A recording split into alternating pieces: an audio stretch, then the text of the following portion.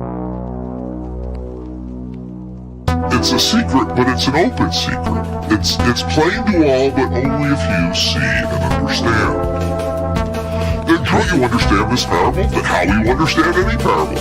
It's a secret, but it's an open secret. It's plain to all, but only if you see and understand.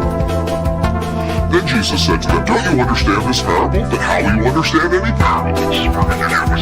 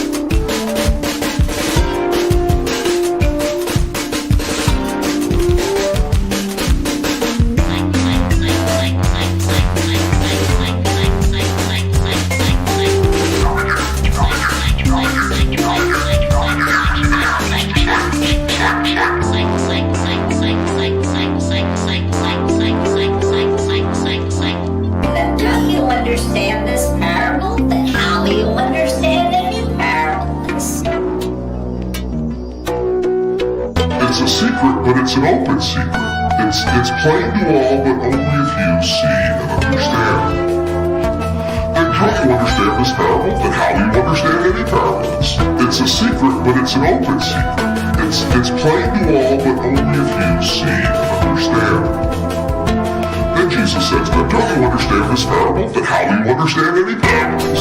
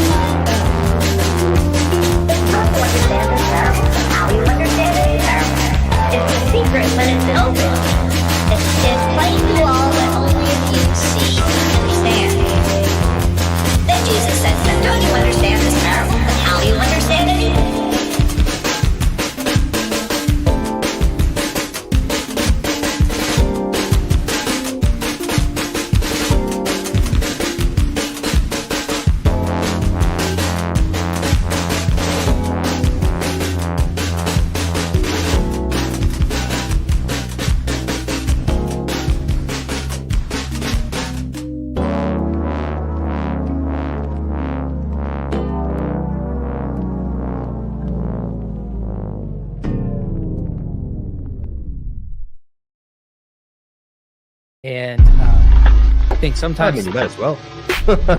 Right? You might as well step into life. It may have been an accident, a mistake, but stepping in is better than stepping away. Even if you step in shit. Give me a sec. I just realized I have another meeting I got to make sure I get. What are we doing? I haven't posted it on the internet yet. There's still time to escape the catastrophe the eucatastrophe that this video is going to, and this camera never moves this much. I wonder if it's when I do it or something. Maybe it triggers it. No, it's far more demonic than that. Trust me, because when it moves, the little green light is on me, and it's watching me, and it's taking careful notes. But dudes, stop it! Step away from the ledge. It's gonna be okay. It's gonna be all right. You're just on drugs. That's what I learned.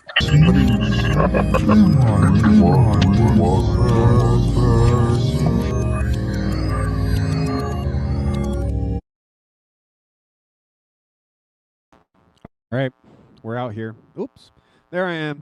What's up, everybody? Welcome. It's another chill stream.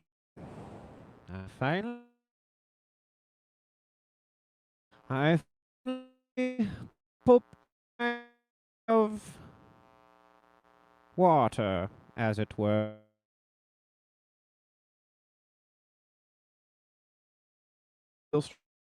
I'm gonna go ahead and probably play the newest episode of The Net, hosted by OG Rose. And I consider The Net a estuary-like experience. They are another flotilla. They're a different flotilla than these little TLCs. Though connected, and there's been a few crossovers, and more than a few. I'd say a lot, if not all of the kind of main contributors over there have kind of popped into TLC spaces one time or the other. I really like their videos. I often see Sherry over there, so that's fun too. But yeah, I think I'm going to check that out while I'm making the beat. And feel free. Oh yeah, breaking news. Beep boop beep boop beep boop. If you didn't hear on Luke Thompson's live stream, I have been let go from my job. And so you might ask, why haven't you been streaming every single day since then? You know, we need to get those Ko-Fi numbers up. What are you doing, McMo? Why aren't you grifting harder? And truth be told, after Midwestuary and after getting let go from my job, I kind of did not want to be on the internet anymore. I kind of did not want to and speak. And wouldn't you know it, now my wife's calling me. And so with that, I'm going to go ahead and get into it. Oh, yeah.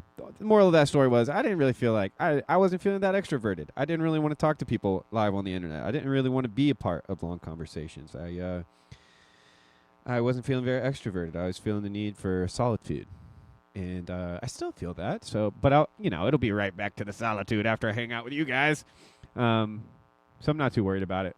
I do need to check to see what my wife was wanting to call about. So I'm going to go ahead and share the screen. My wife's here right now. She scared the ever-living crap out of me.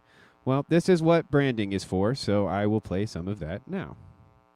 This is a place, and when we see each other, we can start playing together and working together. Those things you call commercials, I don't make those. People who want to play make them. And I don't know what mind control they put in, especially that McMahon.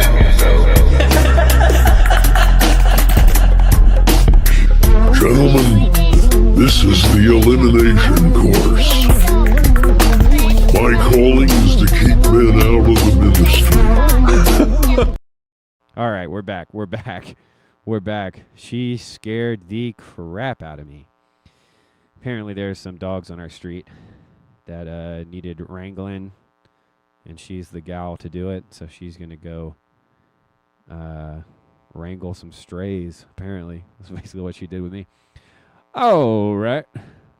Before I do that, let's go ahead and go into, at the very least, theater mode. And we'll go that way. Let's see. And let me know in the comments if there's an echo. Right now I only have 3 viewers, which is fine. I'm glad you 3 are here.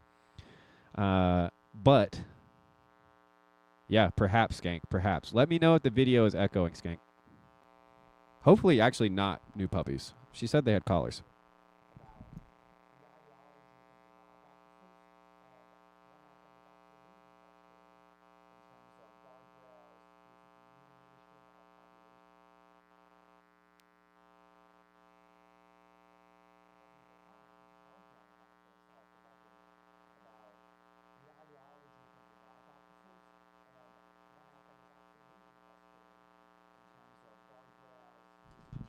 What's up, Jason? Welcome, sir. Mr. Rodney. Whew. My wife really scared the crap out of me. My heart rate is still elevated.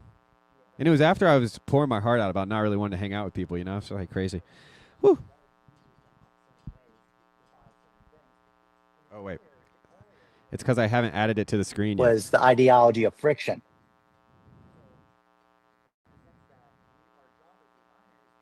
Min-max our way to removing friction from every interaction. If we remove friction, this means higher velocity of transactions, and that means profit for our customers and clients. This is why we get paid what we get paid, is because that's what we're doing. We're minimizing friction. Actually, the most ideal scenario is no friction in any way. Basically once there's an attunement, and basically just get people get subsumed into consumption or behavioral. I was talking to Johannes off the record about the ideology within design practices, and one aspect is absolutely nudge theory in terms of guardrails, basically mediation of populations via indirect system structures, and that if we can nudge people in certain behaviors, that will be a better policy.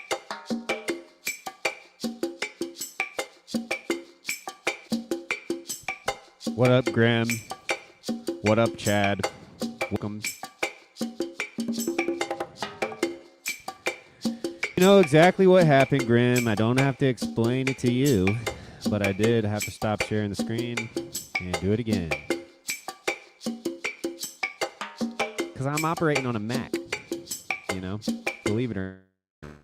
Policy position. Now, designers use this all the time for design purposes to nudge users to act certain ways, to buy certain things. And the corollary with Johannes I brought up was the ideology of friction. So, in the sense that our job as designers is to min-max our way to removing friction from every interaction. If we remove friction, this means higher velocity of transactions, and that means profit for our customers and clients. This is why we get paid what we get paid, is because that's what we're doing. We're minimizing friction. Actually, the most ideal scenario is no friction in any way. Basically once there's an attunement, and then you basically just get people get subsumed into consumption or behavioral habits. So just kind of this double move of the nudge is almost to orient, to kind of move the subject, the user, to a certain habituation. And then once you're in that habituation, to then remove all friction from this action from not happening. So I just find that interesting, that I think it's important from the design perspective, which is not this typical kind of control theory, kind of control design operation aspect, to talk through what those distinctions would be. And I think those are 2 elements about it: nudge theory and friction. No, I think that's wonderful. And Michael, it is good to see you as well. So the ultimate lack of friction is to think it, and it is thus. So the Neuralink, no friction through time, no friction through effort. It just is all the case. And the question becomes, of course, what is it the human loses when they lose These friction? guys are smarty pants. I think in a quantitative analysis or a market analysis, you say nothing. The loss of friction is Lots of inherently smart good. shit. But if there's something about Watch out. friction in some circumstances that creates virtue, or that creates resilience, or that creates a mode of being that otherwise would not be possible, then the loss of friction in any and all circumstances could be a problem. And yet, definitely there are many times where I get pissed off if something entails friction. So one of the most horrible things ever is trying to make a Mac product work with a Windows product. And Michelle hears me talking because we're trying to back up her photos. And why is it that Windows makes it so freaking impossible to plug up a phone and get pictures? I was hot. Oh my, I hate Mac. Probably I'm the sorry, phone. I'm not saying Mac's a bad, but I've never had a good experience with Mac. Probably the ever. Apple. So that's an example where removal of friction probably would have saved me 3 hours of insanity. So I don't mean to say that friction is good in its own right, but there is something to be said about the removal of friction entirely. Seems to be very problematic. And so what is the difference between removing friction to increase the qualitative experience of the user versus removing the friction of, say, a government in order to control people in a certain direction? Because if I, as a central planner, remove all friction down course X, and there's X, Y, and Z, and I want you to do X, then maybe I have incentive as the state to remove friction down X so that it becomes easier, so more and more people do that, where actually Y and Z could be better. But I don't make a point to remove friction there because I actually don't want people to go down those paths. Of course, there may be certain paths, like the development of virtue, path Y, that actually cannot remove friction entirely without ceasing to be itself. But how do you tell the difference between beneficial friction and non-beneficial friction? Necessary friction and non-necessary friction. Friction you can remove without changing the essence of the thing, and friction you cannot. I think that is an interesting question. I think also, well, I've also been thinking, I had a talk with Javier on discourse and language, and obviously the Kirk situation. I think you see nudging occur in dialogue 24/7. Like, if nudging seems to be an abstract systems theory, sorry, you're busy. People nudge each other constantly in dialogue. Where if I ask you, do you want to have salmon for dinner? Philosophy over weird. And you go, oh, salmon, yeah. If you're in the yeah, that'd be okay. Ideal You don't want to straight up say no, thing. but you want to nudge me to kind of go, oh, okay, actually they want they want salad. My bad. Oh, actually, you know what? Why don't we do salad tonight? Great. You know, and that's a way, because you don't want to just say, no, I don't want fish, I want salad, because then you take responsibility for the choice and may feel bad for inconveniencing me. So what you want to do is say it in such a way where you're nudging me to get what you want without responsibility. I think humans do this to one another all the time because, you know, as I was speaking with Echomancer, is this kind of idea that there's a strong connection in cybernetic theory with language, systems, communicative action, etc., so forth. And there's something about language that is constantly suggesting a nudge theory. And I think what we spoke on Kirk, and I'll give it to Michael here, we're just seeing perpetual nudging. Like, people are nudging one another in the direction of their interpretation of the events. They're nudging one another via the emotional cadence of what is said. Because I guess why I'm using the term nudging, because you say, well, it's not really nudging, that's more of a systems thing, it's persuasion. But actually, I think what we see is people in dialogue nudging, because they won't directly tell you what to think, or maybe directly sort of engage in the debate. I think a lot of people think they're debating, but actually what they're doing is suggesting if you take the other side, you're immoral. There's kind of more of a sort of indirect power that is kind of in play. But I think those are just some thoughts. Nudging is extremely important as something to think. And what is the difference between someone... I think it would be erroneous to say nudging in any and all circumstances is bad, because nudging can help a user have a better experience. But what is the difference? What happens when nudge is used by power, or by people who think they know what's best for you, that assume the outcome and nudge you in that direction, and then you get the outcome and it's not the best? But I'll pass it. Michael, do you still want to speak, sir? I'll give it to you, and then Daniel, because I saw your hand up, but if it went down, it's no problem. I unfortunately have to go for like 20 minutes. So that's no problem. Daniel, take the reins. I will see you at the bottom of the hour. You are a gentleman. Like, we'll see you, sir. I'll give it to Daniel and then Jock. And Daniel, good to have you, sir. Van Oss. This the hot one. I mean, first off, I want to say I think the Van Oss brothers, conversation that OG Rose released last Friday with Luke, Benko. I don't know, I'm getting the surname wrong, but that was really fantastic. It's feeding This guy these was on thoughts last for week, and he me. I basically know was just Daniel like, last I like what everybody net you were said. speaking in terms of This is the crazy knowledge of good and evil, conversation. and that we're kind Nathan, of what up, big experiencing dog? the Neil, good to see you too. well, just the outpouring of the consequences of that. I'm thinking more and more along those terms, or finding the usefulness of that frame. And for me, this like the fruit of the knowledge of good and evil is a very like important piece of it.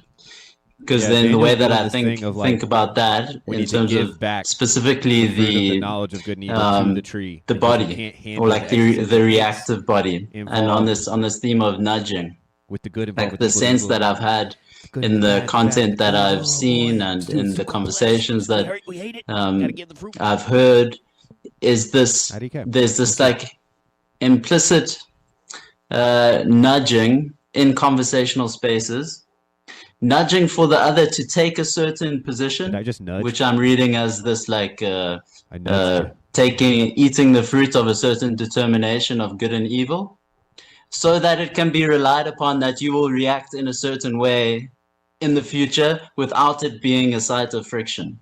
So it's like it's a nudge that you just take in this knowledge of good or evil, so that we can rely on your steady and frictionless ascent to the correct position on this moral issue. And it's been interesting and scary to just watch this unfolding, to watch this so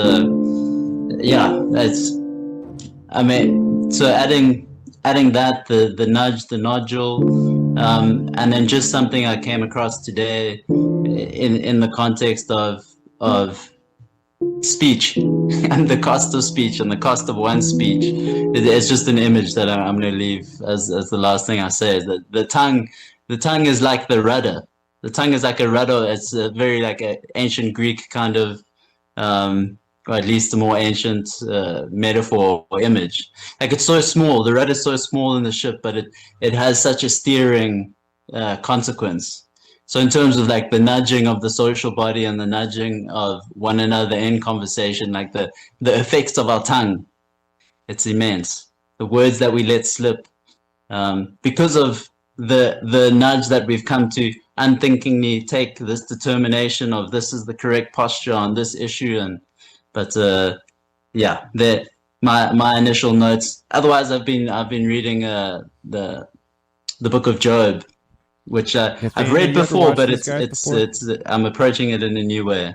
But I'm going to put it down here. I think that the I'll give it to flying Jock, monkeys and should be thank you for more listening to that talk with Luke. level, I and have less more on and more the TLC appreciated level. Gurdjieff as being different from many of the other flying people monkeys that are do too. considered in the shamanic tradition. I think there is a very significant emphasis Raise on their this gaze. mystery of what Cleo brought up a few weeks ago, that there is something about humans that is able to create a unique kind of energy that is not found in nature. And look, when Michelle and Jochen and Javier were speaking of Geopadia, this mystery of how is it you can have 3 hours of sleep and be ready to go? How can you have an energy of a conversation that goes hours and hours? There's a certain energy that seems capable of the human to bring out. And I think if we locate Gurdjieff as extremely interested in tapping into that and what are the conditions of the possibility of that, I think we see something very useful. And then what would it mean to have a global society, global networks of which are bringing out that spirit, bringing out that energy? I was speaking with Echomantra and Cybernetics and Lumen, etc., so forth, and it makes me think of this notion of all causation is personal. Like there is a personal causation that is not reducible to Billiard balls. Like I am capable of bringing cause and effect into reality that cannot be brought into reality except by a personal source, right? That personal causation can be seen as an expression of the energy that Gurdjieff is getting at. That energy that also, I think, is the energy that is evidence of health, in the way that Jochen is speaking about it. That is the prerequisite to metaphysics. Without this energy, I don't think one can sustain themselves in this activity to bring forth this new kind of being, this new form of subjectivity. That makes me think of the address that Javier and I were speaking about yesterday that seems to be completely necessary necessary so we don't fall into an address of the imaginary or the symbolic, centralized, decentralized, which is something, or one of the options brought out in Attack on Titan, because that's one of the great political science works of our time. So I think I also am more and more, there's this idea in orthodoxy that God would have let us eat from the knowledge of good and evil. We just weren't ready for it. We were too young. You know, we ate it early. And if I were to put that notion together more and more with the way I'm kind of thinking about forgiveness as giving back the knowledge of good and evil, it's giving back the knowledge of undeveloped, immature good and evil in order to be able to handle the proper knowledge of good and evil, of which then, of course, is necessarily situated in a relationship with God, which we could talk about the beautiful. Like, you can't have the knowledge of good and evil without the beautiful, I don't think. And also, it is interesting to think if, like you say, the discourse, the dialogue, right, whether it's Kirk or et cetera, so forth, there's a certain of step into this gutter, as Javier said, this structure, this form that's going to lead you on, and there's no friction. The bowling ball just goes through the gutter, right? It's going to miss the pin, but you know, there's no friction. And how you actually, in a way, have to add friction to yourself to not just fall into one of the conversational scripts. You have to deal with the negativity of not giving into the framing that the person you're speaking with is bringing forth, right? And so it's very interesting because now I'm thinking about this topic of friction. It's almost like the C.S. Lewis first things first, second things too, but if you put second things first, you lose both. If you put the frictionlessness first, then you're in the gutter and you get trouble. But if you put the friction first, then you can actually move toward virtue and beauty. And then you could also argue that the only thing that would sustain you through friction is beauty, right? Is that correct? Now, the interesting question, almost from a design, and this I don't know, at what point is the design so, I want to say fitting, maybe, that it is actually, in a sense, nudging, but it's more so attracting, or it is flowing, because there seems to be, perhaps a distinction here can be made between a certain flow that the great artist has in the nudge of a government that's trying to convince its people to do something. Like, there's a certain elegance. Maybe there's a difference between elegance and nudge that could be considered here, because it seems like a great designer that is employing a kind of nudge is also actually working with a certain elegance that then is actually participating in the beautiful. Whereas nudging in the way that Cass and Sunstan and them refer to it is more of a nudging for good ends, vectors of the good that the system establishes. I'm not sure, but maybe there's some sort of distinction there that can be thought. And again, I don't want to say nudging bad, not nudging good, but there's some sort of sublation of nudging in a certain elegance that design can accomplish. That seems different from me of saying, how do we get more people to use solar energy? Because we think if they don't, the world's going to end. Well, let's make it really difficult to buy gasoline. Let's put some friction up so that they're going to get solar. And you go, and that kind of nudging, there may be a difference there, but I'm not sure. But let me give it to Mr. Thomas Jockin. Mr. Jockin. Well, two notes on this. One, well, a couple of notes. I think first one is on the discourse discussion. A lot of that is about anchor. It's the concept of anchoring. What I mean is it doesn't even matter the position. Like, it's actually the extreme of the positions that forces a kind of Overton window kind of negotiation without actually implicitly doing it. So actually, as a strategy people do in rhetoric, in discourse, in rhetoric, where they'll purposely make a strong statement that's actually untenable on purpose, just to move the conversation in their direction. Because we can't help ourselves. We always are responding to what's relative in relationship to us. I think another aspect, obviously, this is a huge. This issue of smoothness is it's deeply embedded. It's a huge problem because Plato in Philebus says beauty absolutely is what's smooth, clear, and pure in tone. He uses tone in music and in figure for geometry, and it's geometric. Used by the geometric figure is beautiful because it has those qualities. So what are we to do in terms of like talking through this? I actually think it's, in terms of my gut instinct or like gut thought about to respond to it, I think it's memory on both sides, and specifically tied to fluency. I'll say to explain what I mean. When we are fluent in a language, we're not aware of it. We have a smooth experience using a language because we're fluent in it. When we're in an account like Plato, for example, the fact that literally I'm like, we're discussing this and I just remember Plato and I remembered, you see, like that's a double move of, it's like the breaks in fluency. Basically, fluency allows you to forget kind of automaticity in terms of Ebert's discussion. But at the same time, fluency gives you the groundworks that have this kind of recalled memory to kind of recollect, that puts the brakes on the smoothness of the transition or the interaction. And the main thrust of it, I think, to answer your question is, just because you're fluent. I think it is about personal virtue. Like what nudging is about is it's a cybernetic system to say individuals don't have to have responsibility for their virtue. We can just aggregate this to a system to make them good by what we assess as good, right? So it's a kind of universal law applying. It doesn't understand the nature of virtue as a particular thing, like your health is personal. Now, is there a relationship of systems and to individuals? Yes, there is. Health is actually an aspect of that. How are urban spaces designed, or if they're getting pollutants put in the air, will affect the health of individuals. So there is give and take here, but it's not. But at the same time, it is not absolute universals only that the state or the cybernetic system is what's actually going to give us virtue and health, for example. So I think that relates to, again, actually an issue of like kind of paradigma attraction. Right. So instead of these vectors of goodness, that if you always notice, it's always algorithmic. Skank, you want to hop in here? These and kind of Boomer talk cybernetic over systems that say we can't. I want you to do this, not this. So Boomer we just talking kind of over the on off videos switch where you it. don't pause it. You just Very keep talking kind of like my dad binary used to do. versus Fox a News. more kind of quote Sometimes he luber, would mute, though. the That's true. My dad thematic wasn't even paradigm talking like of I am. a kind of how might people approach this in different ways. With the assumption, with the understanding that individuals are going to have to make these decisions. The pattern can help create a populational Virtue trend, in the realm right? of But the it's just with the individual. assumption, kind of What? like as you said, Daniel, it's kind of who personal would've thought it? causation, the exemplar causation, exemplary causation. This is one way to talk about this. So this is attached to with fluency, right? But it's fluency in both in the sense of like virtue is the activity of smooth activity, right? To draw forth, and we have to have a certain groundwork of that to get everything off the ground. But at the same time, we also need that fluency also needs to be connected with memory and recollection. And that's actually the moment of friction, right? They're trying to put the brakes on, just the consumptionary, just like fulfillment of a desire, just get what I want, but I have to recollect and recall. And it's always key, it's very human because it's only at the moment it matters, right? So that's always individuated and that's of a particular context. Yeah, those are good points. Okay.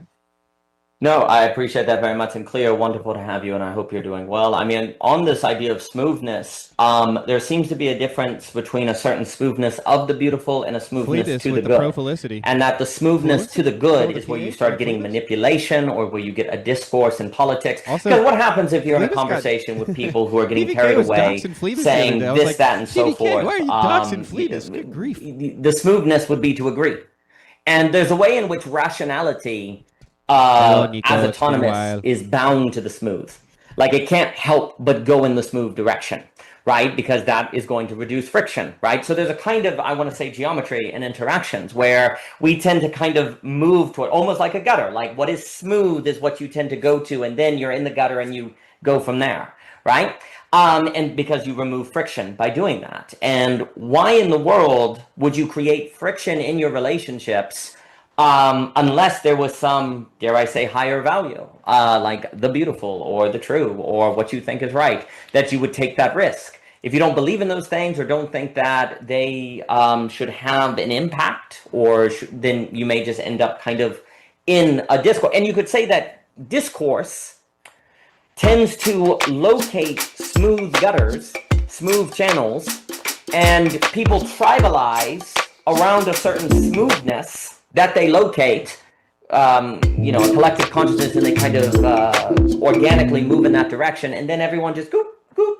You're like the bowling ball in the gutter, and I keep using this metaphor over and over again. You're in this gutter, it's smooth, the bowl goes, seems to be going in the right direction, it's really close to the pins, but it moves. And I think actually we may overlook how much we naturally head toward the smooth. Now, of course, if you take on friction before you're ready, it may destroy you, right?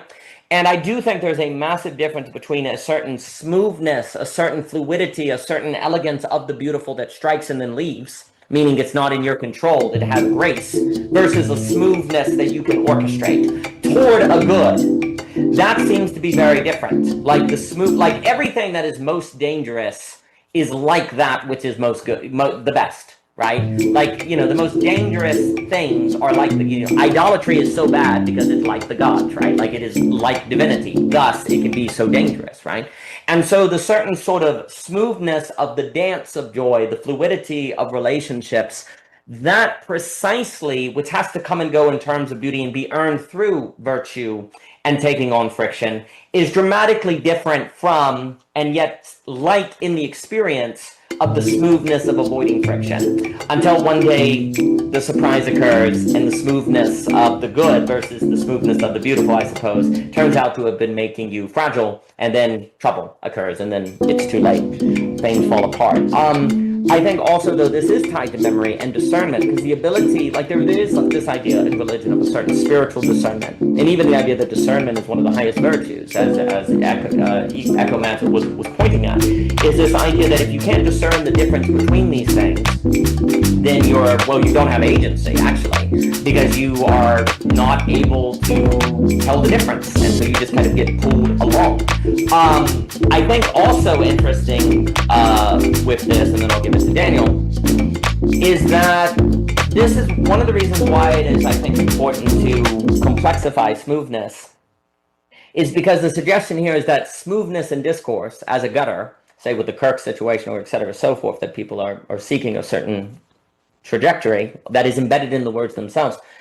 This actually suggests a determinism, like seeking the smooth actually then sets you in a deterministic course that sort of just carries you along.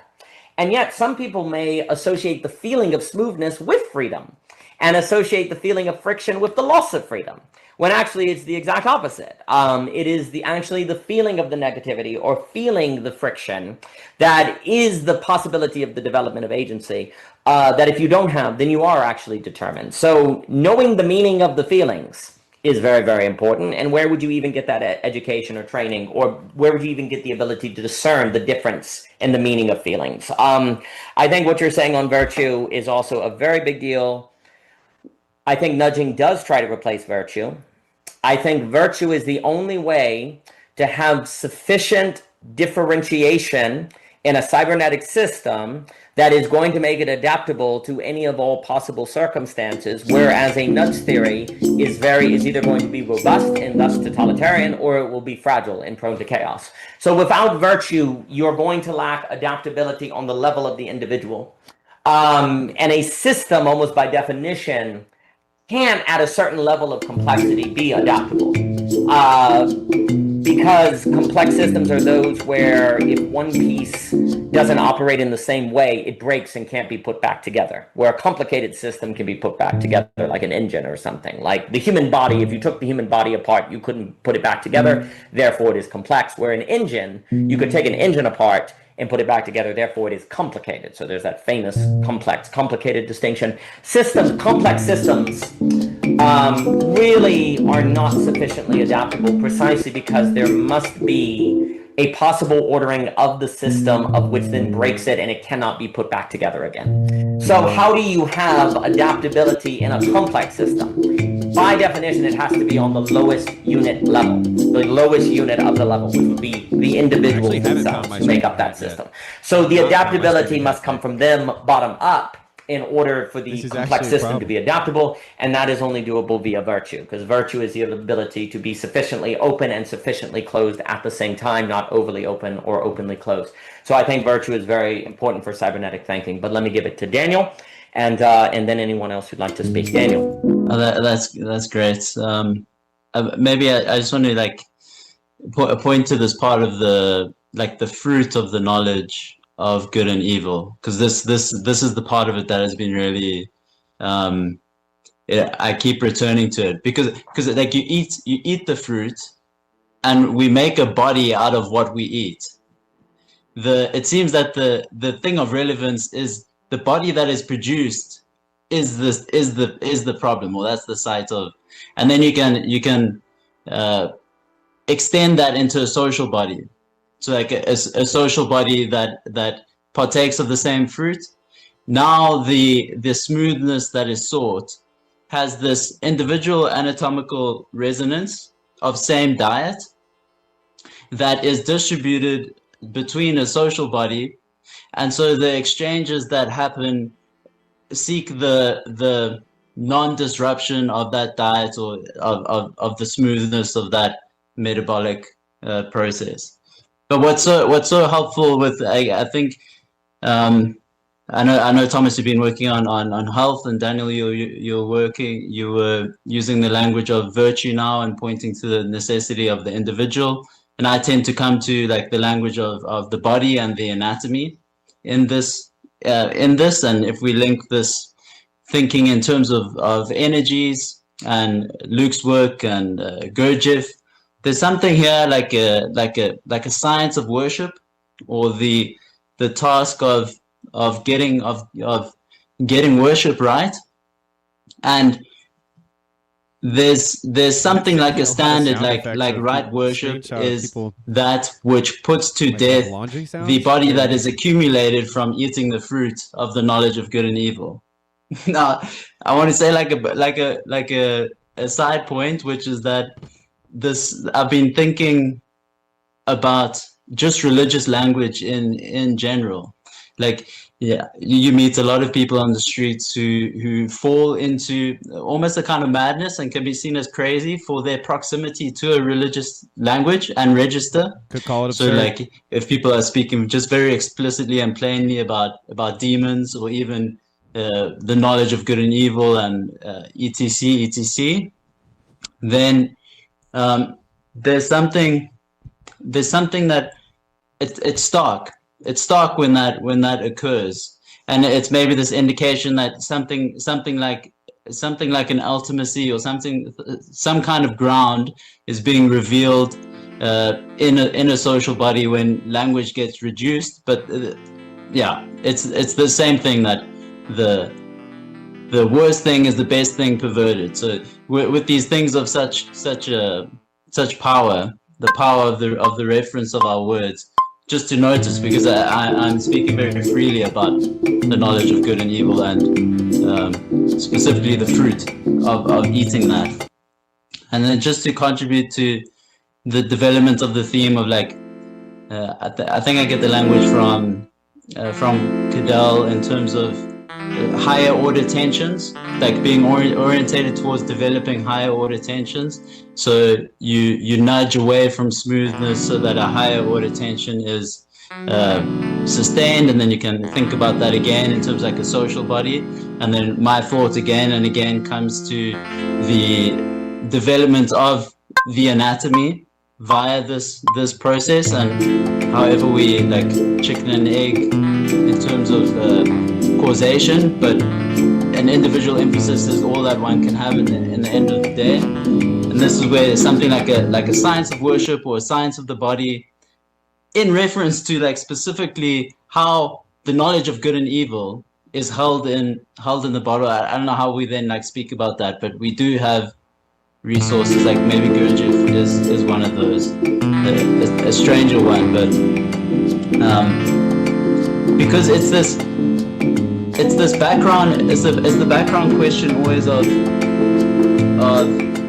something like a telos, like if there's going to be the introduction of friction, or even a steering, like how does steering occur without some implied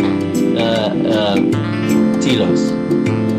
And then we Thank you very much. there's maybe this conversation on the good and the beautiful, and Gentlemen, we want to not move so much or funnel into a preconceived idea of the good, and so we are averse to certain understandings of telos in that way. But then even with the beautiful, like what is the posture? What is a posture that has a telos that we would affirm?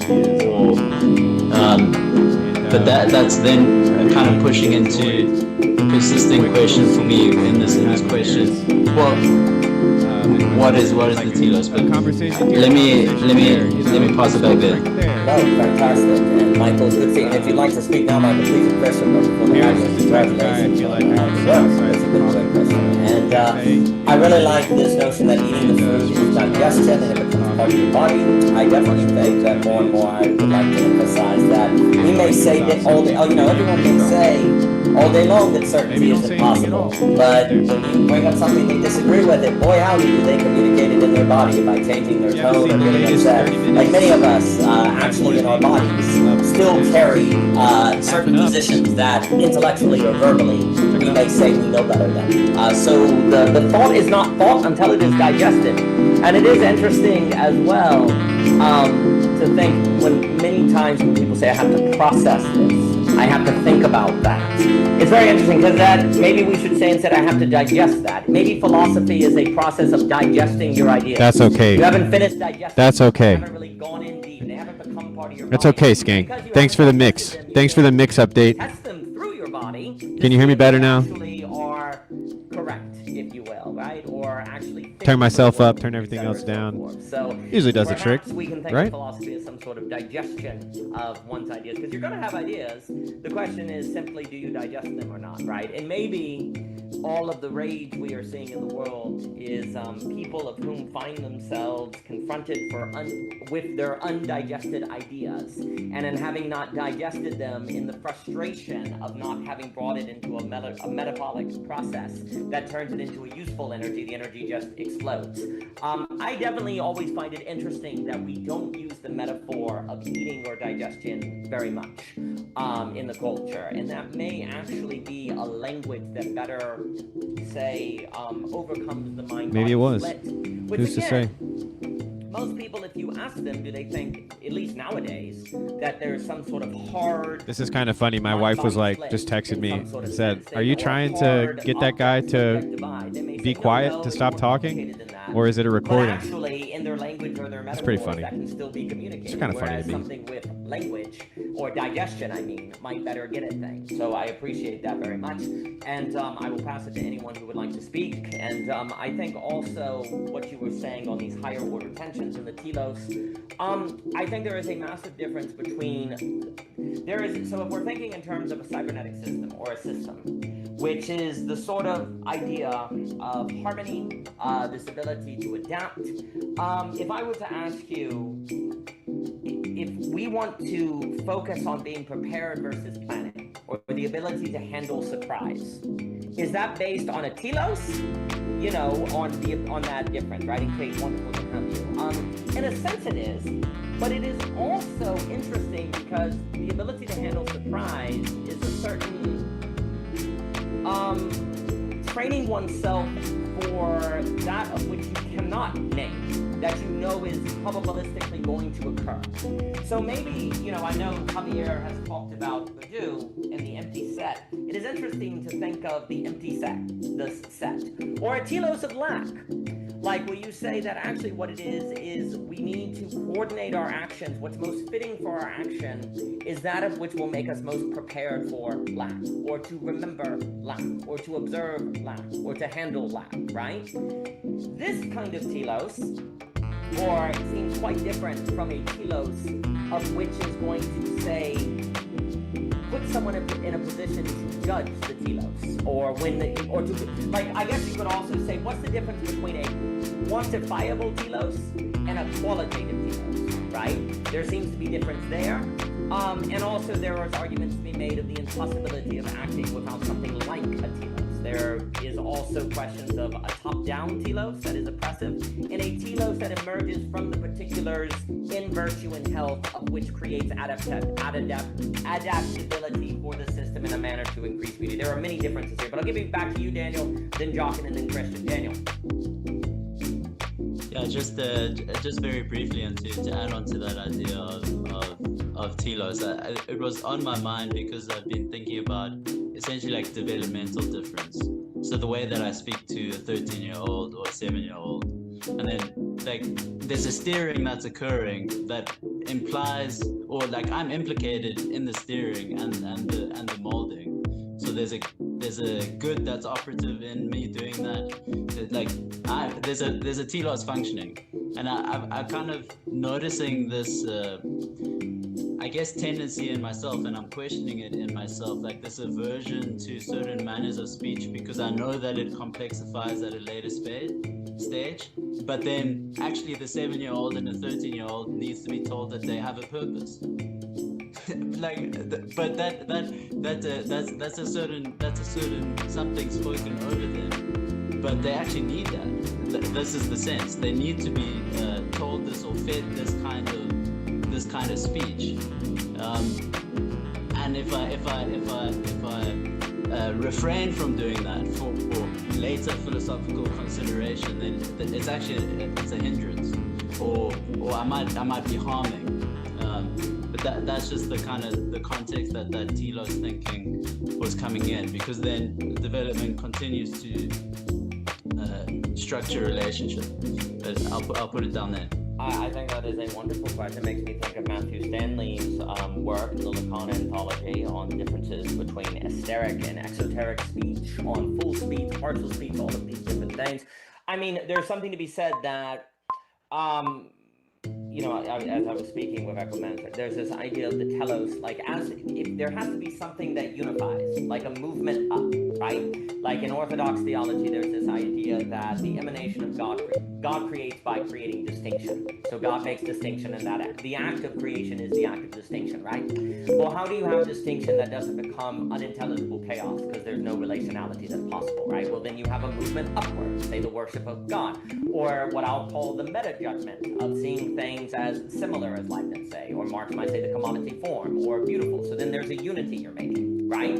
So there's also something to say that we could situate a conversation about telos between this movement between up to unify and down to differentiate. If you up in a manner that turns everything into a blob, then there's no relationality because it's the same thing. But if you also split them apart too much and they become too different... Go Fins. I don't know what that means, Parlato. Right? So there's a certain sort of active discernment on the proportionality between unity Dolphins? and differentiation. That Pro honestly, Dolphins very tweet? often I think when people use the term telos, they're talking about the right proportion between those.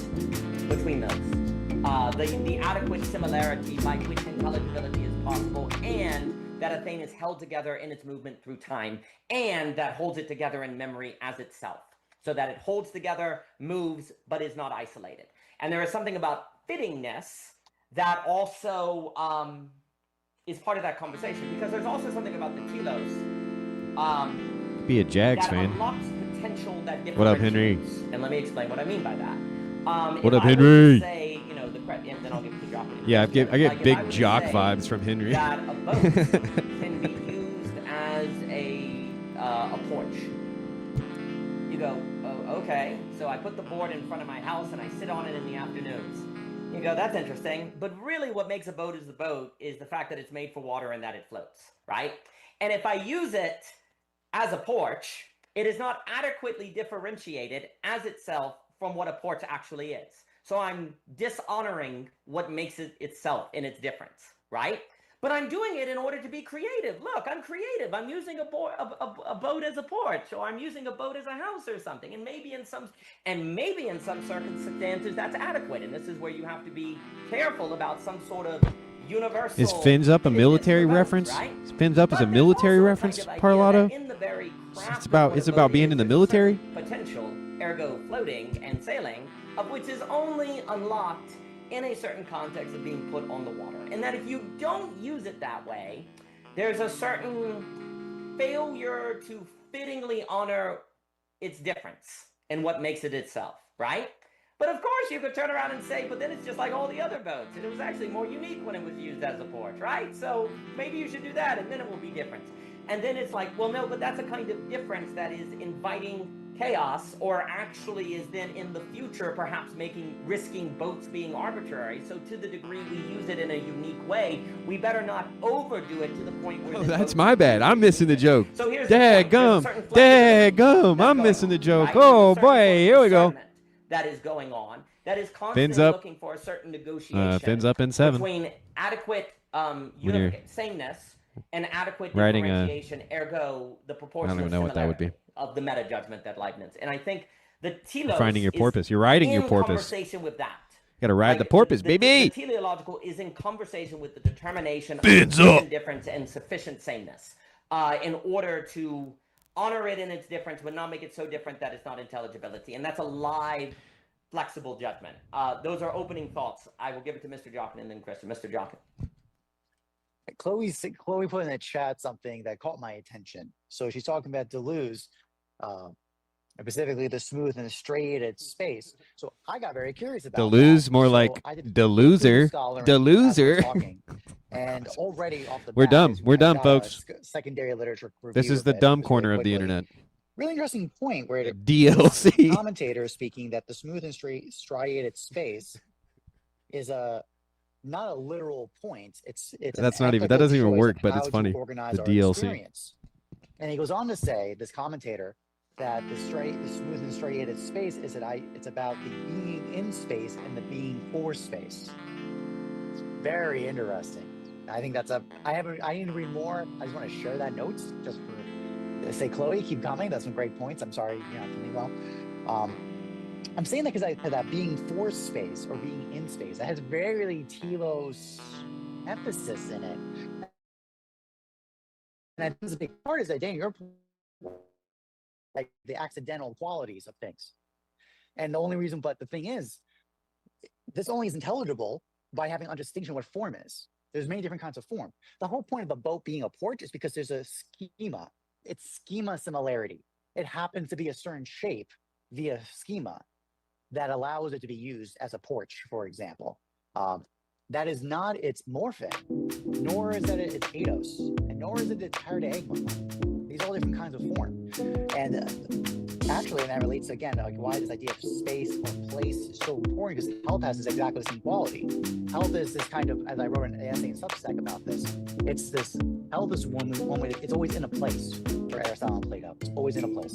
And thus, it is the reason why it's almost this gateway to metaphysics is because to have any intelligibility about it, you have to have this larger, complex understanding of form over multiplicity of time.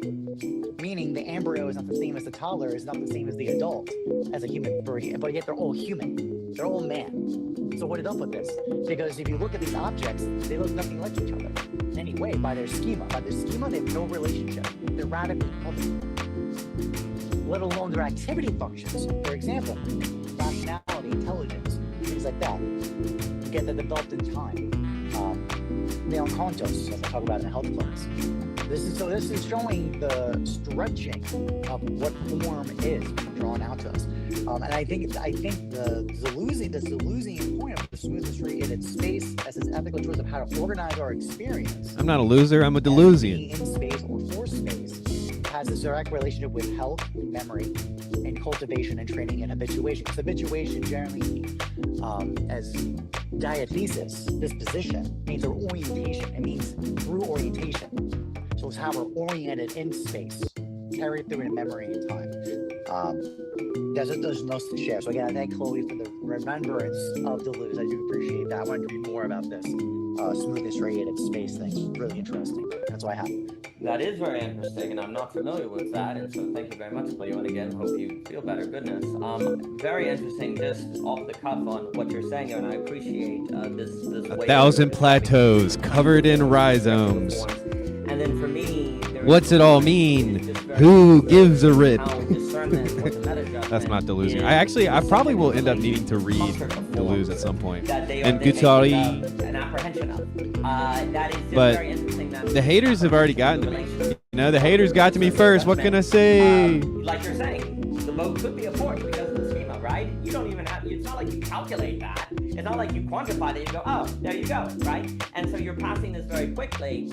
But of course, the quickedness of the apprehension may be a reason why we are susceptible to smoothness in a manner that actually impoverishes our capacity to apprehend and discern amidst these forms in a manner that is actually most fitted. And certainly are going to be in service of virtue and adaptability in the system. So I think that's a wonderful point. point. And it is very interesting, the difficulty. You can't really calculate if the boat should be a porch or not. You have to apprehend it, which makes me think of the Sam Green distinction from her story, The Mermaid. Very interesting on in space versus for space. Off the cuff, what it makes me think there's a big difference between being used in service of space for space, which could perhaps, if we make a distinction between space-time and time-space, would be at the expense of time and the expense of unfolding, versus simply be in space, which is a manifestation of time that then you are just operating more consciously of, and that actually you are not bound to the space so much. But then again, I would be curious how the Lucas uses those terms. That is very, very interesting. I will stop and give it to Christian. Christian, thank you for coming, sir. Thank you. You guys are all looking very dapper today. I like the beard, Mr. Jonkin. Looking very Mr. Professor. I like the look. Good look. You know, and also I wanted to. I usually like what this guy has to say. Say thank you to everyone for, if ever needed, any patience over the last 3 months, as I've been very activated with my intellectual pursuits on this essay, which is finally done. I hope I didn't take up too much space in the conversation with my energy. But it's been very helpful to have you guys as a sounding board and interlocutors as I was exploring those ideas. Very appreciated.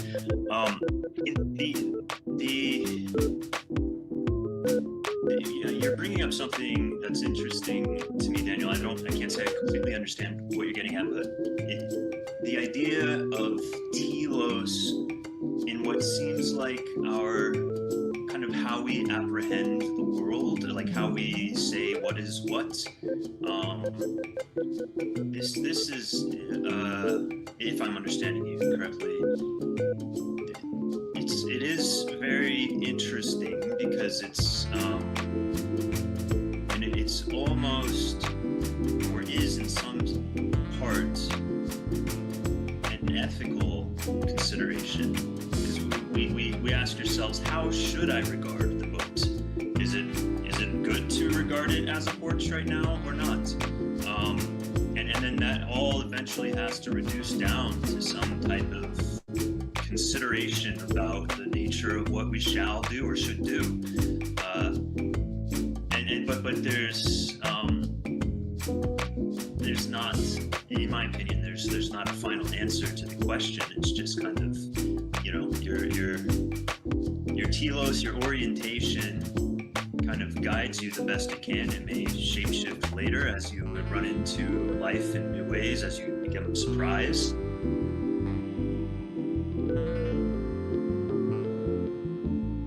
But I want to vouch for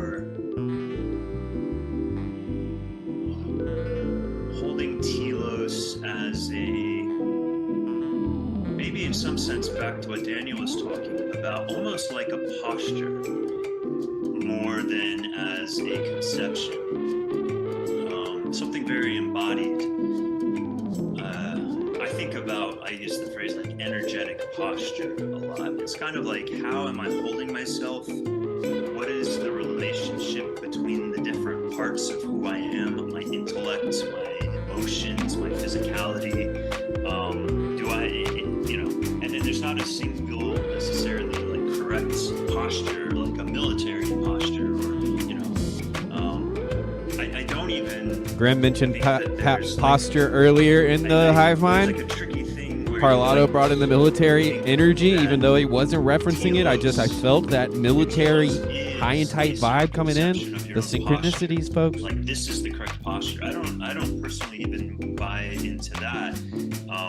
It's more about like, what is my posture in the moment in relation to my environment or to other people. In some cases, I'm going to find myself drawn to a more emotive place, a more intuitive kind of posture, heart-centered, intuition-centered. Other times, I'm just very instinctual. Like when I'm on the soccer field, I will not perform my best soccer game if I'm really busy, like analyzing soccer. That's why I always try to take a little bit of an edible an hour beforehand, because then my brain shuts the fuck up and I Do what now? perform a lot better. But then, of course, in other situations, I'm much more intellectually oriented. But it's almost like, yeah, telos is a live thing. It is. If there's something that's consistent through time that I could call telos, it is just a kind of perhaps self-reflective movement where I'm creating some space that allows for any necessary repositioning, reposturing that may need to come up. But there's a trade-off there, right? Like a situation may call for a certain kind of posture and demand my attention such that there's less space for reposturing, and I have to, kind of commit a little bit to a certain posture, and then maybe later I'll have time to reflect and be like, that was, more. Thank you, or less Fleabus. Shouts out to Fleabus, bringing that positivity. And then Yee in other yee! situations, I can kind of Always the maintain a little encourager. more meta Fleeby awareness, Weeby in the house. etc. What don't you like But, about I think is it the an music? consideration there is I wasn't listening your close physical enough to what the health. guy was saying to know why Fleabus would hate it. I think when I am more physically healthy, I have better affordance to more spaciousness around my situation. Whereas if I'm not so healthy, it's like I have less bandwidth there to play with. So it's just kind of a net positive to take care of physical health, I find. Otherwise, it's yeah, you can get groggy, you can get languid, you can just get more stuck easily, or kind of energetically tight and stiff, and not have that flexibility that helps us move throughout our day and find the most appropriate posture for whatever situation we may be encountering. No, very well put, and I'll give it to Michael. You said a lot that is very, very important. There is something very interesting about telos. That is a certain unity of, you could say, ontology and ethics. Like, why is it telos is a word that suggests an isness, that in that very isness suggests a right way for that thing to be is. Or it suggests a way that isness has a certain trajectory if it maintains the conditionality of that isness. Right? So there's a certain sort of trajectory that then comes from the isness. I would argue that it is meaningless to discuss telos without some sort of embodiment or some sort of efficient call, like a making of a thing. What like up, Cassandra? What up? Or thingness is always What up, tied Yon together. God? I Because don't think I said hello to you that yet, but I very, appreciate you being here. embodiment, we could say, or that very materiality is the condition that is the condition of telos. Like, materiality is the condition of telos. So because this object meets the condition of having a certain shape, of being made with a certain intention, conditions are met by which then it is fitting for this object to float on the water, ergo a boat, right? But that comes from the embodiment of the thing, right? Like the embodiment, here's the key, you cannot add a telos to a thing without first making its embodiment, without first making its materiality. It's not like I can add telos to a vacuum. I have to make a thing, like a boat, or I have to birth a human being, and now there can be a telos. But telos comes from the bottom up, per se. The problem I think that often occurs is we associate telos with final cause, and final cause is at the end of time, so it feels like it's timeless, outside of materiality, and therefore it feels top down. But of course, when Aristotle All right, I'm about to drop the link. Causes, they are all together in concert. The final cause is inseparable from the efficient cause. These things are inseparable. They go together. Cause right? language. So Cause language. We're talking causes, folks. Proper connection between telos and a certain posture, which is given by the materiality or the embodiment of the entity in question. And in fact, the telos of a boat that suddenly gets a hole in the bottom could, just like that, change from one that doesn't have a hole in the bottom, right? It is now no longer fitting to use this boat to sail. Now it might be fitting to be a home, like in the Southern Beast, that wonderful meta-modern film or something, right? Like it suddenly can change, and it is not I have no wrong idea what that to means, use a Neil, boat but it with a doesn't hole sound in it very nice. as a home on the side of on the beach because it has a hole in it, right? So the materiality, Condition of as I'll say, materiality. statistically, absolutely is from which the telos is emerged. Because another. That was so fast. So quickly did we get this. Henry in house. What's up, big dog? Yo, what up? Just chilling on a Sunday night, not waiting to go to bed, but I guess dreading the work week ahead. Ooh, you got the Sunday scaries? Always, always. I have to proctor tests for 2 days. It's gonna suck. Ooh, whoa. It's the life of the teacher, yo. Yeah. Yeah, remind me what age you're dealing with? Teaching 11th grade, so like they're 16, 17 years old. Ooh, okay. Yeah. The dudes are dumb and the girls are scary. That's what I remember. Yep. They're also all illiterate. Okay, not all of them. They're all illiterate. It's really difficult. It's like teaching writing to students who aren't at the grade level for reading writing is really difficult. Yeah, I imagine. I mean, how do the kids feel? Do they know that they're like behind and that their grown-ups have failed them? I think they just think that it's difficult and it sucks and they don't need it. A lot of them. And some of them just know that like it's out of their capacity, which is unfortunate. Like, this is difficult. I can't do this. And it's like, I know. And so I'm going to just get you through this as painlessly as possible. But that's not true, right? Like, there can't be that, or is it true? Like, do we think? Well, there are certain individuals I have who have different intellectual academic disabilities. And so Sure. the problem is this course is technically designed for college credit. So it's a college composition course for 11th graders, and these kiddos should not be doing it. And this is the only program that's offered. They got illiterate kids in advanced placement? Yeah, like the entire 11th grade takes it because the county wants, they want to be like, we give everybody the opportunity to do this. Like, please don't do that. You're ruining these kids' lives. Like, this is not helpful to them. Oh, yeah. Oh. Well, and composition is like hard too. Like it's not like, yeah, man, that's a real bummer. So that Title I, like, trenches kind of still life though. I've been doing it for going on 3 years now. Yeah. Yeah. Being a teacher sounds very, very difficult. It is. I'm trying to get out. Well, what else would you want to do? I'm looking at going to a seminary of some sort, whether online or elsewhere. Well, don't tarnish your good reputation on a stream like this. What are you doing, dude? No, this is evangelism. It's to do like chaplaincy. I'm not looking to be like a church leader. Like, I don't like that's evangelizing right now. Yeah, it's not yeah. No witness. No witness will be harmed in the making of this stream. Exactly. I don't want to be doing my church is looking for a youth pastor right now, and everybody's like, one of the gentlemen's like, "Is this your calling? Is this your time to step up?" I'm like, absolutely not. I refuse. This is the last thing I want to do. Yeah, I mean, the good thing about church is if they're illiterate in church, it really doesn't change anything. You just can read it to them. Well, it feels like that sometimes. We have so little understanding. My friends You'd be like the coolest youth leader ever if you never like said any of your own words. You just like read the Bible the entire time. read creeds. Yeah.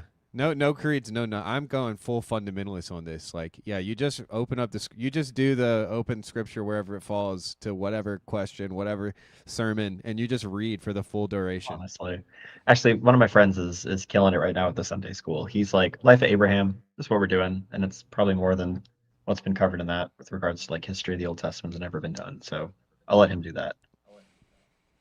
Why doesn't he step up? So he got a better job? He got, I mean, yeah, he does. Cause I don't think any of us want to really do that job.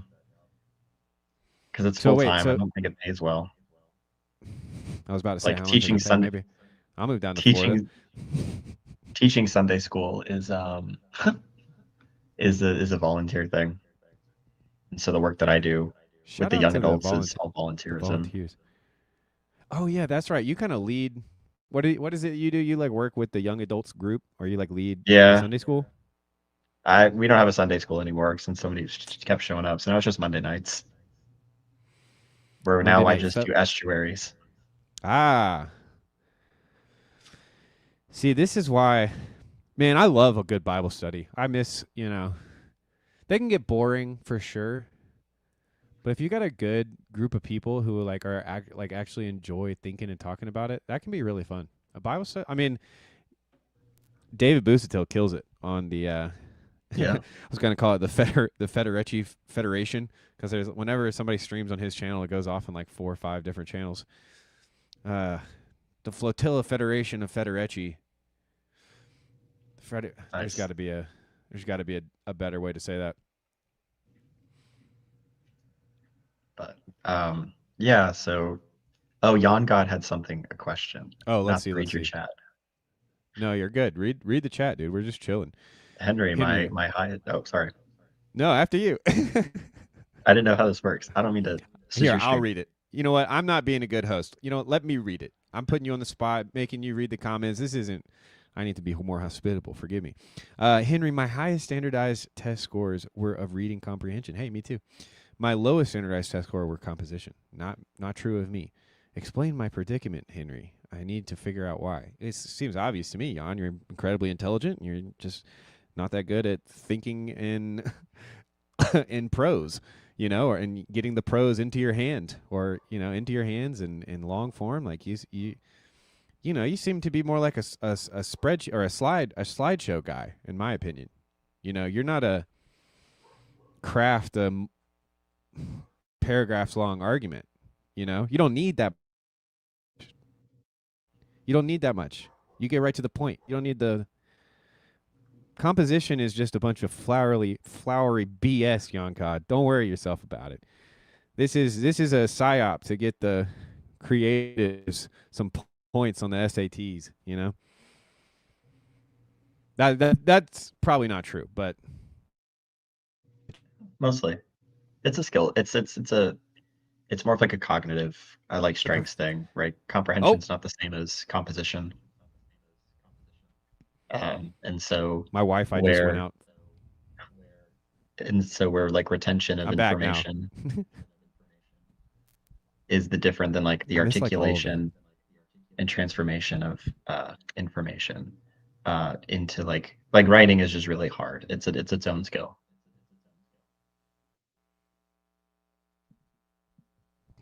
So, Yeah. Reading and writing are not the same. They're not the same thing. They require the same tools, but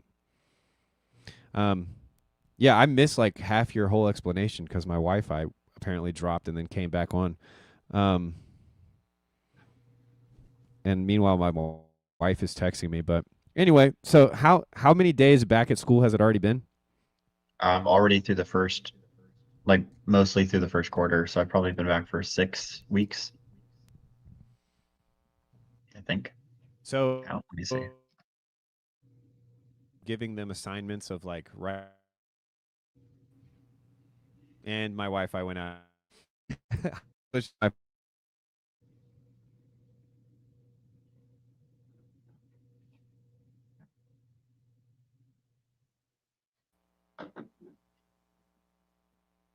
Enjoy and finally last one. There's no art for the corner. If you're a smart person, if the corner helps you, and then you go and make art, that is not art corner. That is just art you made. If you make art for the corner, that's just called garbage. Just pick it up, put it on your fridge. Your grandma laying it on the fridge. That's not for us. If it's art for the corner, it's art for the garbage. Okay? Art is just art. Period. If the corner teaches you, if it helps you see something more clearly, and then you put that into your art, and then people like the art, great. If you make art that only can be viewed by people in the corner, that's just called garbage, and it belongs in the garbage can. And that's just the way art works, okay? Guess what? I've done a lot of comedy. Most of my comedy goes directly in the garbage. Okay, it's bad. It wasn't good. Nobody laughed. My parents didn't even laugh at it. That's it. It goes in the garbage can. It wasn't good. It wasn't secretly great. They did not understand the archetypes I put into it. They did not understand the Petersonian, little thing that I was doing. None of that is true. It was garbage that went in the garbage can, and then you started over. So you're not going to make art for the corner. You're never going to have your own art galleries. This is not how art works. The broken clock tower Discord is going to clip the hell out of this little rant. It is going to become branding. Well, yeah.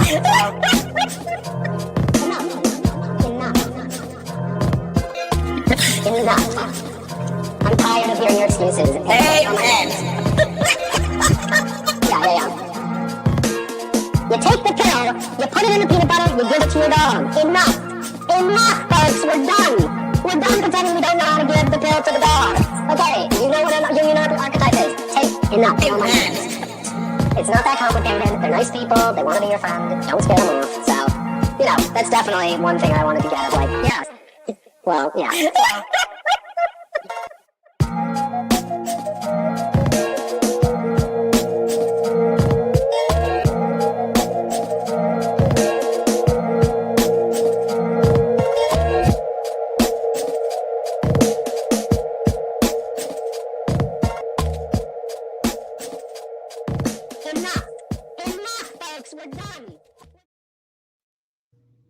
Yeah, unbelievably bad internet is what my computer just told me. Oof. You didn't miss it, Cece. We're still going. I recommend you hopping on. I haven't heard from you in a while. McMo's back to streaming. And it's not just because he needs the Ko-Fi. It's also because he needs to not be by himself for weeks on end. Anyway, I don't know what we were talking about, what you were talking about. I The think way it was that maybe was it the way the composition class is kind of structured? Oh How yeah, we're supposed to be teaching these kids to write?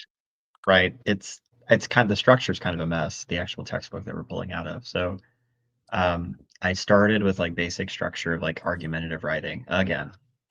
And now I'm kind of working my way back to kind of more specifics, logical fallacies. It's how you maybe properly kind of track your line of reasoning. Next week when I come back from testing, I'm going to probably talk about the different like lenses they describe or perspectives by which to approach a prompt that they're given.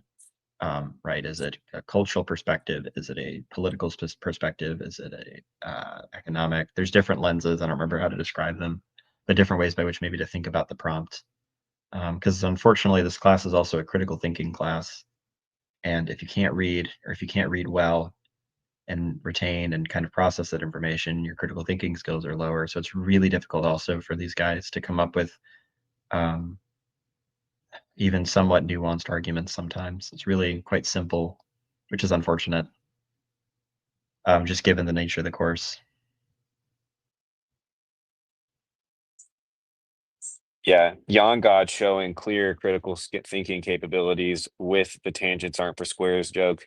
That was such a good joke. I assumed he was quoting it from someplace. So my apologies, Jan God. That was just too good of a joke. Do you have any like standout kids? Are there any kids who are really great?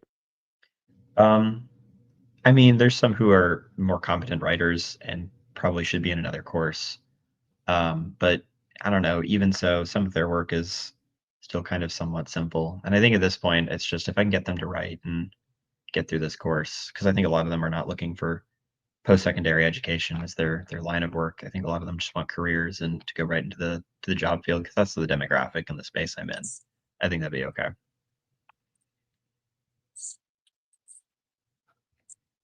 Yeah, I can hear the bleakness in your voice. You don't seem very happy. I don't like this job. I never liked teaching as like this is my calling. So like I said, this is hence my exploration of other avenues. So you think that your calling might be some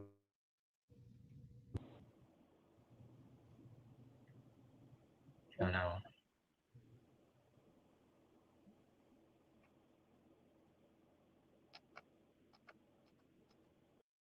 in the hospital. Can you hear me? Yeah, I can hear you now. Oh, I can't hear you. Oh. Let's Well, try it now. I wasn't saying anything for a minute, but Oh, I know what happened.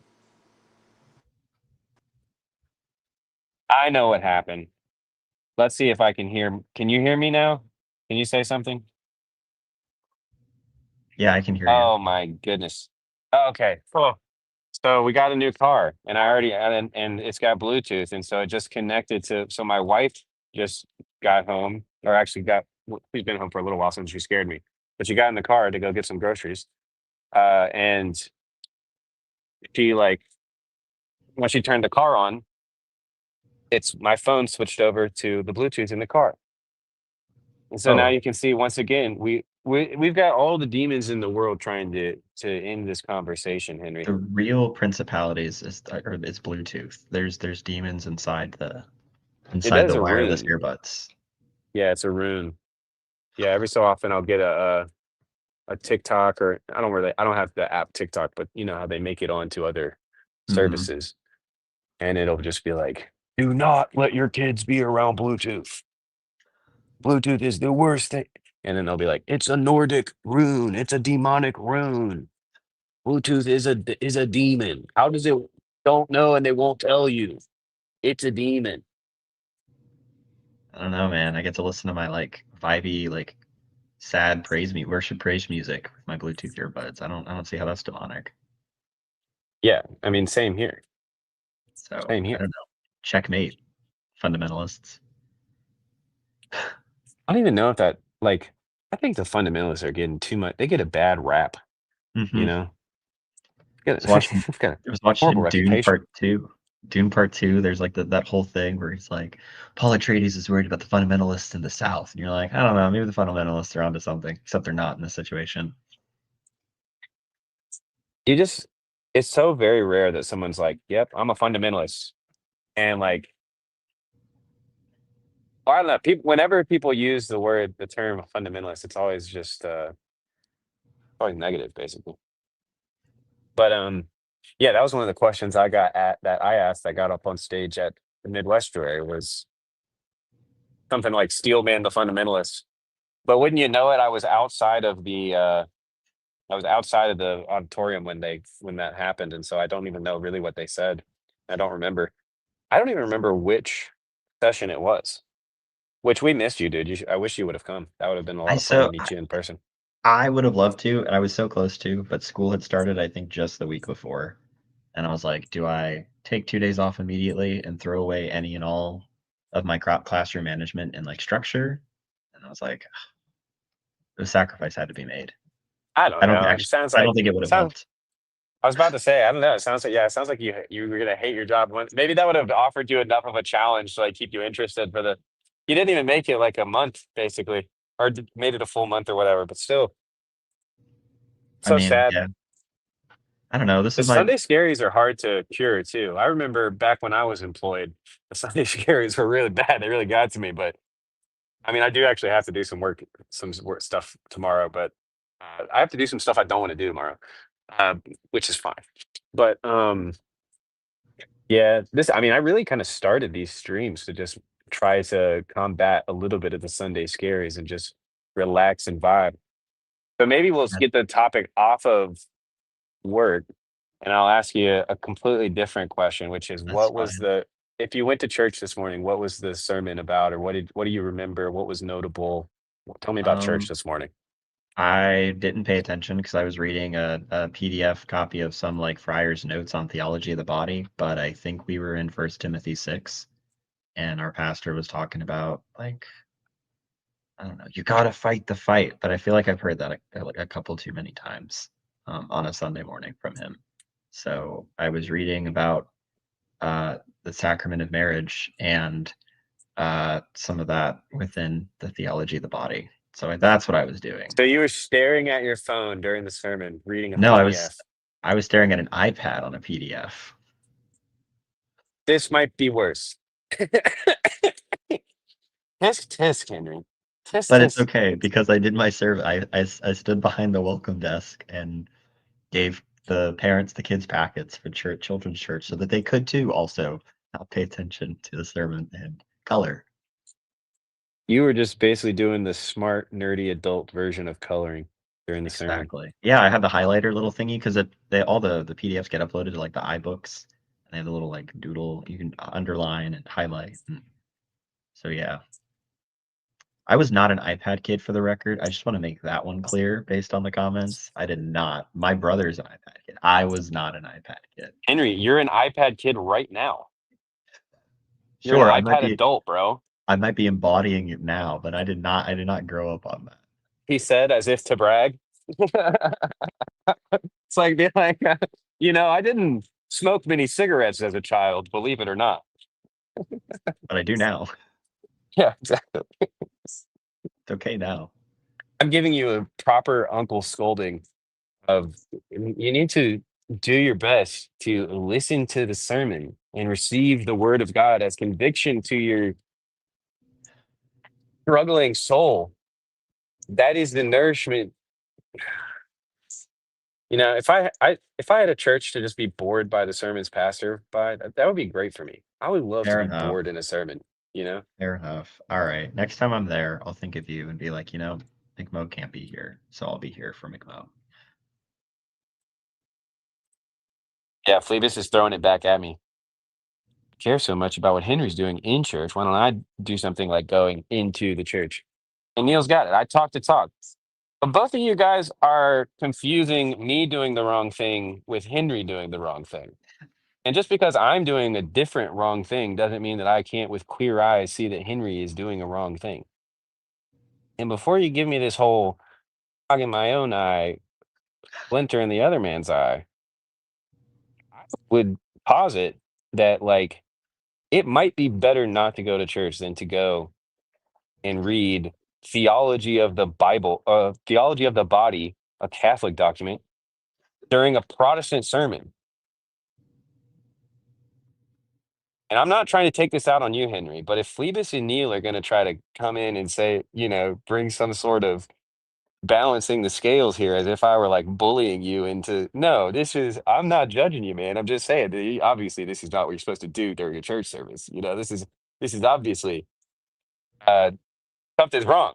And now they're coming at me like I was like judging you or something. Neil and Phoebus, you guys are the judges. The judgee. I'm the plaintiff in this scenario. No, I appreciate the accountability, bros. I appreciate the comments bringing in the accountability to both me and Henry. Good grief. With friends like these. Who needs the Pharisees? Well, anyway, what'd you think about the theology of the body? Anything interesting there? I think that what I'm learning, and this is like an estuary question maybe at some point of like, is there a lot of dignity, um, or enough dignity for kind of the body and its nature within like the Protestant circles? Because I feel like that might not actually be the case. Just reading this document, I'm like, I've never thought about, you know, uh, the because like one of the things is like there's man as like in solitude, and then there's man as or in like in union, right? And communion with persons, because that's like the two kind of statuses. Like man is first alone so that he knows that he's self-aware, and then man is then like with woman, right? So that it's like I'm God said I'm overthinking it. I'm not overthinking it. I guess basically is the body like, is there dignity to the body and to like marriage beyond like it's important, get married? Because I feel like sometimes that's not the case, but maybe it's just because I've lived this piecemeal like Baptist church theology for 10 years. Yeah, I think there's a lot salvageable from the Baptist outlook. In general, they do tend to ignore the body, and to the extent that the body is paid attention, it's often not in the right way. I'd say there's a fair bit of objectification, you could say. There's like sins of the flesh inherent in the way that oftentimes the Bible or Baptists can look at the body. Um, for instance, like dancing being obviously sinful, just you don't even have to explain it. It is. Mm. But no, so yeah, I think I agree with you that it's kind of definitely underthought in Protestantism. And much of that is because it was kind of Protestantism takes for granted the Tom Holland culture of Christianity Yeah. and modesty and that kind of thing. So, but then I think what does it look like to kind of properly my question would be like, what does it actually look like to properly honor the body while simultaneously um accepting, realizing, not forgetting that, as PDK says, we live in the age of decay, Mhm. and so once you're, after 19, it's kind of all downhill, basically, like the body keeps the score and the score keeps going up. It's crazy how the score never goes back to zero at any point. You know, it's just kind of years and years and years of your body just doing its best. And so, as a result of sin, I would say, theologically at least, that seems to be, you know, the reason for it. And so, yeah, there's a sense of the, you know, the new heavens and the new earth, and we will receive glorified bodies, and all of that kind of thinking is definitely plays in there as well. Mm. And then there's also just the sense of like, um, you know, I don't neither of us are like the ideal man, right? Like, so there's even just like in normativity, there's like this, um, you know, your medical notwithstanding, even for just like regular normal guys, there's Yeah. like a huge gap, you know? And so, yeah, there seems to be a lot of, well, I should say it reverse. There has not been a lot of clear uh thinking about the body from a Protestant perspective, a low Protestant Baptist perspective. And if there is, I don't know of it, other than the weird boomer cringe stuff that was in the church library that I grew up with. And speaking of boomer cringe, I love him to death. That's Who's the boomer cringe? Am I going to take that we're not ideal men? Yeah, I'm not the ideal for numerous reasons. If we really wanted to get into it, the least of these. Oh shoot, it's Neil. Oh snap. Is he force lightninging us? Trying to get out of the bubble. Trying. Let me out of the bubble right now. I think you're stuck. Full strength to the bubble power. Let me out. Okay, fine. I'm in the bubble. No, I can go over here. I'm out of the bubble. No, you just positioned yourself on the stream that you're on the bubble. Now it's on me. So here we go. Anyway. Wait, did I? Oh, so the bubble was transposed relative to my position. So maybe anyway, I don't know. Sorry, I did not. So I guess now we're in charge of the chill stream because McMo's not here, Neil. Yep. So now we can talk about whatever we want. Like anytime he uses the word Bluetooth, that's actually me. There's a Lego character called Nick Bluetooth from Galador, and Galador is a failed attempt at the action figure craze of the very, very early 2000s. He is not the ideal man either. Mark D. Parker says the ideal man is Antichrist. I don't think that's correct. I think I know what he means, but I think Christ is, by taking on flesh, became the ideal man, or the ideal standard by which man can strive for, if we want to be somewhat Petersonian about it. Bubble power. I have just been getting killed this whole stream with my wife calling me and me not my internet on my laptop going down. Like, what is going on? And now you guys are in the middle of a juicy disagreement, and I don't even know what it's about. Like, I'm gonna have to go to my YouTube and rewatch the last 2 minutes. Can someone please catch me up? What are we disagreeing about? Mark D. Parker said the ideal man is Antichrist, but I said that Jesus is the ideal man, and that's about it. Oh, and I said that Nick Bluetooth was a failed Lego character. He's like, just remember what Thomas said. This is a no trigger zone. Wait, can you hear me? Oh, wait. Go ahead, Neil. Sorry. Okay, I was just going to quote Thomas. He who is close to me is close to the fire. Or it's the other way around. And it's the gospel of Thomas, not the real Thomas. This is Gnostic. Back to you. What? Yeah, wait. What? I was just going to say, yeah, no, of course, the actual ideal man is Christ. Mark, we know this. And yes, the physical ideal of a man is in some ways perhaps antichrist, but not really, because you can have like a very gorgeously sculpted man who's like gives all the glory to God. You know, the beauty of that ideal man is he's participating in the beauty of God. And so I don't think we need to get tripped up on what we're, the difference between what we meant kind of colloquially as the ideal man and how that is not the extent of the diversity of what it means to be man. But then you threw in that Thomas Gospel of Thomas quote. I have no idea what that means. He who is close to the fire. What? It means Why when are you're you going quoting through the Gnostics? when you're going through a really hard time, you can turn to Jesus. Oh, well, why are you quoting the Gnostics?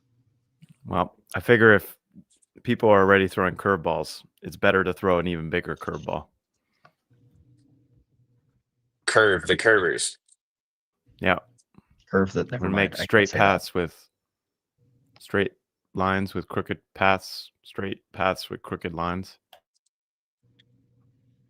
Oh, I need to confess to both of you that I have yet to listen to the long conversation about masculinity that I We was didn't say actually anything invited important to there. partake in, but then I couldn't do, Um, but I can't remember. Henry, you were on that, weren't you? Yeah, you were Yeah. on that. And Neil, you were on that. How did that conversation go? What are your big takeaways? Let's get this is like the after I'm the reporter asking you guys after the big game, like how did it go out there? What did you think of the other team? And what'd your coach say? Kind of a thing. Henry, you go first because it was Neil. Neil kind of hosted it. He's kind of the big man there, so he's going to be a little bit biased. Probably have his own thoughts about his expectations, et cetera, et cetera. But as a guest, how did you think it went? Did anybody talk too much? Who had the best idea? What stuck with you? Anything along those lines? Yeah, I think for my first estuary ever doing, not including the fake estuaries I run in my young adult group, for the first estuary I've ever been in, I think that was quite engaging time. I really enjoyed meeting a bunch of people I've actually never met. I never talked with Chad before. Met Miles. I met Gray. I met like everybody on there that was not Neil, was not somebody I knew before, and so that was really cool. I voted for Chad's pitch because I thought Chad's was really interesting. It was about like the mundane and how to be like a man or like the masculine and the mundane. And I thought that was really cool. And I don't know if that got really touched on a whole lot. We talked a lot about like authority and like expertise or mastery. That's what it was. Mastery breeds respect, and I thought that was really interesting. But I find that there needs to be more conversation on this. I was not satisfied ultimately with what it was fun. It was a good time, but I'm not satisfied with the conclusions or the lack of conclusions we came to. Also, I think there was too many people in the estuary. That was a lot of people. I agree. I invited 10 people and like 7 said yes. Or no, I invited 9 people and 7 said yes. So the ratio of yeses to nos was much higher than I expected. If I'm being honest, I really don't like talking about masculinity and femininity. I think it's like one of my least favorite things to talk about publicly. And part of that, I actually talked with Nick about it privately. We were talking about something else and then it came up, but I say we were talking, we were sending voice notes back and forth. But yeah, I think that it's kind of a I don't know. I've said this before, so don't take this personally, Neil. I mean that, but because it's not. I'm sure that that you guys had a different conversation than I would have been that been used to. But like to me, it's such a beaten dead horse in evangelicalism. It was like, and it's also this kind of I don't know. This is the way I've said it in the past, which is the only reason to kind of talk about masculinity over and over and over again is if you feel emasculated, if you have insecurities, and if you're insecure about yourself and your manhood and et cetera, et cetera, then it makes sense why you would want to constantly kind of talk about like this is what it means to be a man. Or and then you get to and this is some where some of my bias comes up and some of my annoyance. But it kind of you end up drilling down to these like words like respect, authority, uh submissiveness, passivity, and all of these kind of things um they send you down this path when what started you on the path was a kind of insecurity about your identity. And so then you get kind of like this legalism of like, all right, in order to be a man, I need to have respect. People need to respect me. It's like the famous love and respect, which there's some truth to it. Don't get me wrong. There's truth to all of this stuff. But I just get so triggered because of basically that feeling that you have, Henry, or the opposite feeling when it's like, yeah, no, very direct uh resolutions and conclusions were come to. And then I realized that like, oh, I don't feel any different. I still have got all of the issues. I'm just as much of a man as I was before the conversation started. How about that? That's kind of crazy. So like there's a difference between kind of constantly, I guess in summary, of like my it's not even a pushback on the conversation because like I said, I haven't listened to it yet or listened to it the full thing yet. But maybe to get at some of what Chad's pitch was, apparently, like mundane manhood. I do think you just have to come to a point where you realize I am a man, like it or not. Now, am I going to be a good man or a bad man? And that is way more important than how much respect I get or like how much my wife submits to me or if I have kids or if I'm good at my job or if I like my job. None of that stuff has anything to do with my quote unquote masculinity as people think of it. And so anyway, that would have been my pitch for the estuary. Neil, what are you thinking? And in the meantime, we've got the man himself, Phoebus. Welcome, sir. Glad you're here. It's been a while since I've seen you. Good to see your face, making me smile. Welcome. It's good to see Phoebus. Phoebus, you muted. Yeah, Oh. You're good. How's it working? The ideal mundane man here. I'm just here to chill and balance out the squares. I'm not going to say too much. Well, I mean, you are basically the manliest man now on the stream. You work with your hands. You're a father. You've got the male pattern baldness, which is really showing you've got way more T than Neil. Talk about telos. How about let's talk about some testosterone? Am I right? Can I I tickled myself with that one. No, Go no. ahead, Neil. Yeah, no, that was fun. Can I make my pitch towards you, McMo? Yeah, lay it on me. Lay it on me. All right. For other young men, especially for young men without fathers in their lives, what is the responsibility of Christian men to help form those other men?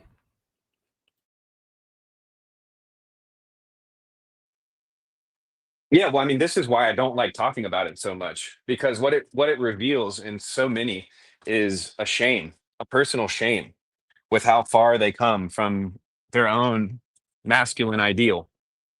And part of the reason that I don't like talking about it is because I think it's a very sensitive issue that I instinctively do not like being very sensitive about. I think like or this is a quote from a former self. So please take it. I said this one time and I said it again to Nick the other day, but I remember one time like at like a men's Bible study or a men's retreat or something, and this guy brought up this thing and he was like, "Oh yeah, it's like I just want to be a biblical man and I find it so hard because I have like all this anxiety and like fear and my wife like never has as much anxiety as me and so I'm like always scared and I don't know why this occurred to me or why I said it out loud. But I think I said, yeah, sometimes being a man means being a pussy and just realizing that you are being one and stopping. And like, so that's part of being a man, like there's not like this, um, I don't know. Yeah. And the other thing that me and Nick kind of agreed on was You're not really answering my question, but go ahead. so yeah, the question of how should Christian men respond? I mean, No, I think I'm saying what is our responsibility towards young men? Do we ignore them? Do we just engage with them if we like them? What like? Yeah, I think Yeah. I think you just engage like you engage with people in general. I mean, if your culture is one of now, see, this is the thing. If you're asking a Christian question, the answer is very simple but difficult, which is you love your neighbor. So you will the good for that young man, and sometimes that's going to mean being very cautious and sensitive with how you talk about masculinity and the responsibilities and the expectations of masculinity. And then sometimes it means being like a big brother and being like, bro, you're being a wimp. You're not being courageous. You're being a coward, whatever it is. And saying like, get your head out of your butt, like, and do the right thing. So I think that both of those responses are masculine. I think that the problem is masculine. So the question of like, do we need to have specific Bible studies and discuss what it means to be a Christian biblical man? To me, are complete distractions, if not outright idolatry. And what me and Nick were talking, one thing that we agreed on was this weird way in which, when we were growing up, the idea and some of this you could kind of chalk up to like legalization of gay marriage, perhaps the LGBTQ movement. Um, but before that stuff kind of came to the fore culturally, there was plenty of effeminate men, and they thought of themselves as effeminate men, and they had no problem with questions or feelings of masculinity. Before that, there were dandies, or you can go back in history, and there's always been this category of Jacob and Esau, right? Like this isn't, and so I think what happens is, because the people who, when you've got this big question of like, what does it mean to be a man? When you've got this kind of insecurity at the heart of your identity, and perhaps shame around that same insecurity, um, the types of things that go on in these kind of peer-to-peer conversations about masculinity are just the most annoying things to me in the world, because you have to wade through everybody's personal individual story and their relationship with their dad in order to get to the truth of any of this stuff. And it's just kind of like, okay, guys, like, can we just can we go back to talking about philosophy, please? Because the whole gender thing is just so, Well, I just feel I like it's think so exhausting. I think there are some topics that each of us find intriguing and interesting, and I think there are some topics that each of us find triggering or disturbing, and I think that's fine. I think that's inevitable. And I can't tell you. Well, I do have my reasons, but I do find this one particularly interesting, because I think we've lost that vision. I'm not like I don't know the answer, but I do know it's a problem. No, the And I answer is don't. Christ. Yeah. The answer is Christ. But see, the thing is, like, I think this is again why it's a distraction. Is like the there's a Christian sense in which in Christ there is neither male nor female. Now you have to have the distinction in order to even make the statement. So the statement is not getting rid of the distinction. So we don't have to talk about that. But it is to say, at the very least, that the Christian mission is basically the same, and it is to take up the cross. It is to repent. It is to go ye therefore and make disciples. Like, and that may look differently for men and for women, and that may look differently for men at different time than men from now. Women, same. Um, and so I'm not saying that it's like an uninteresting topic. Um, but I just think that it's so difficult to actually have a good conversation about it, because of all of the things I mentioned beforehand. And I could just be whining and complaining about all of the like hyper complementarianism that I had to wade through growing up. Um, but yeah, there seems to be like a for the people who like to think that way. between kind of like a compliment. There's a, I think, what did we say with Nick, or what did me and Nick say? It was something like, there's a complementarity between complementarianism and egalitarianism. And so it's that kind of higher order um, dialectic is available in some way. Um, but yeah, to me, I tend to think more on the individual level, right? Like I've already mentioned stuff like, you want to know what it's like to be a man? Well, what was your dad like? You know, or why, why are you even asking? Like, you don't feel like a man? Why? You're a man, right? Like, who told you you weren't a man? Right. And then three, it's like, okay, so you've failed or something, or you've got these things about yourself that you don't like, or that they're too feminine or something. Um, well, change them or learn to love yourself like you love your neighbor. Do you hate every effeminate guy out there? If so, that's a failure to love your neighbor. And so, yeah, there doesn't seem to be, well, and so maybe you want to have a conversation about like, okay, so there's this mass lack of formation for men, and at the same time, there's this mass, um, maybe you could call it a arrested development, or a there's at least this kind of caricature of men getting more and more effeminate, less tough than their fathers, who are less tough than the fathers before them. Like, so there's these narratives all over, and uh, those are interesting, perhaps. But to me, it's like you wake up in you're in the present moment. We've all woken up in the present moment. You are what you are. Uh, repent and be saved. Like, to me, I don't know. Is what am I don't know. Like, I don't think that it's that complicated of a topic in terms of solutions, but it's kind of a tragedy if you believe those narratives. But once again, for me, it's like the individual. Like, I don't claim any of those stories. I'm tougher than my dad.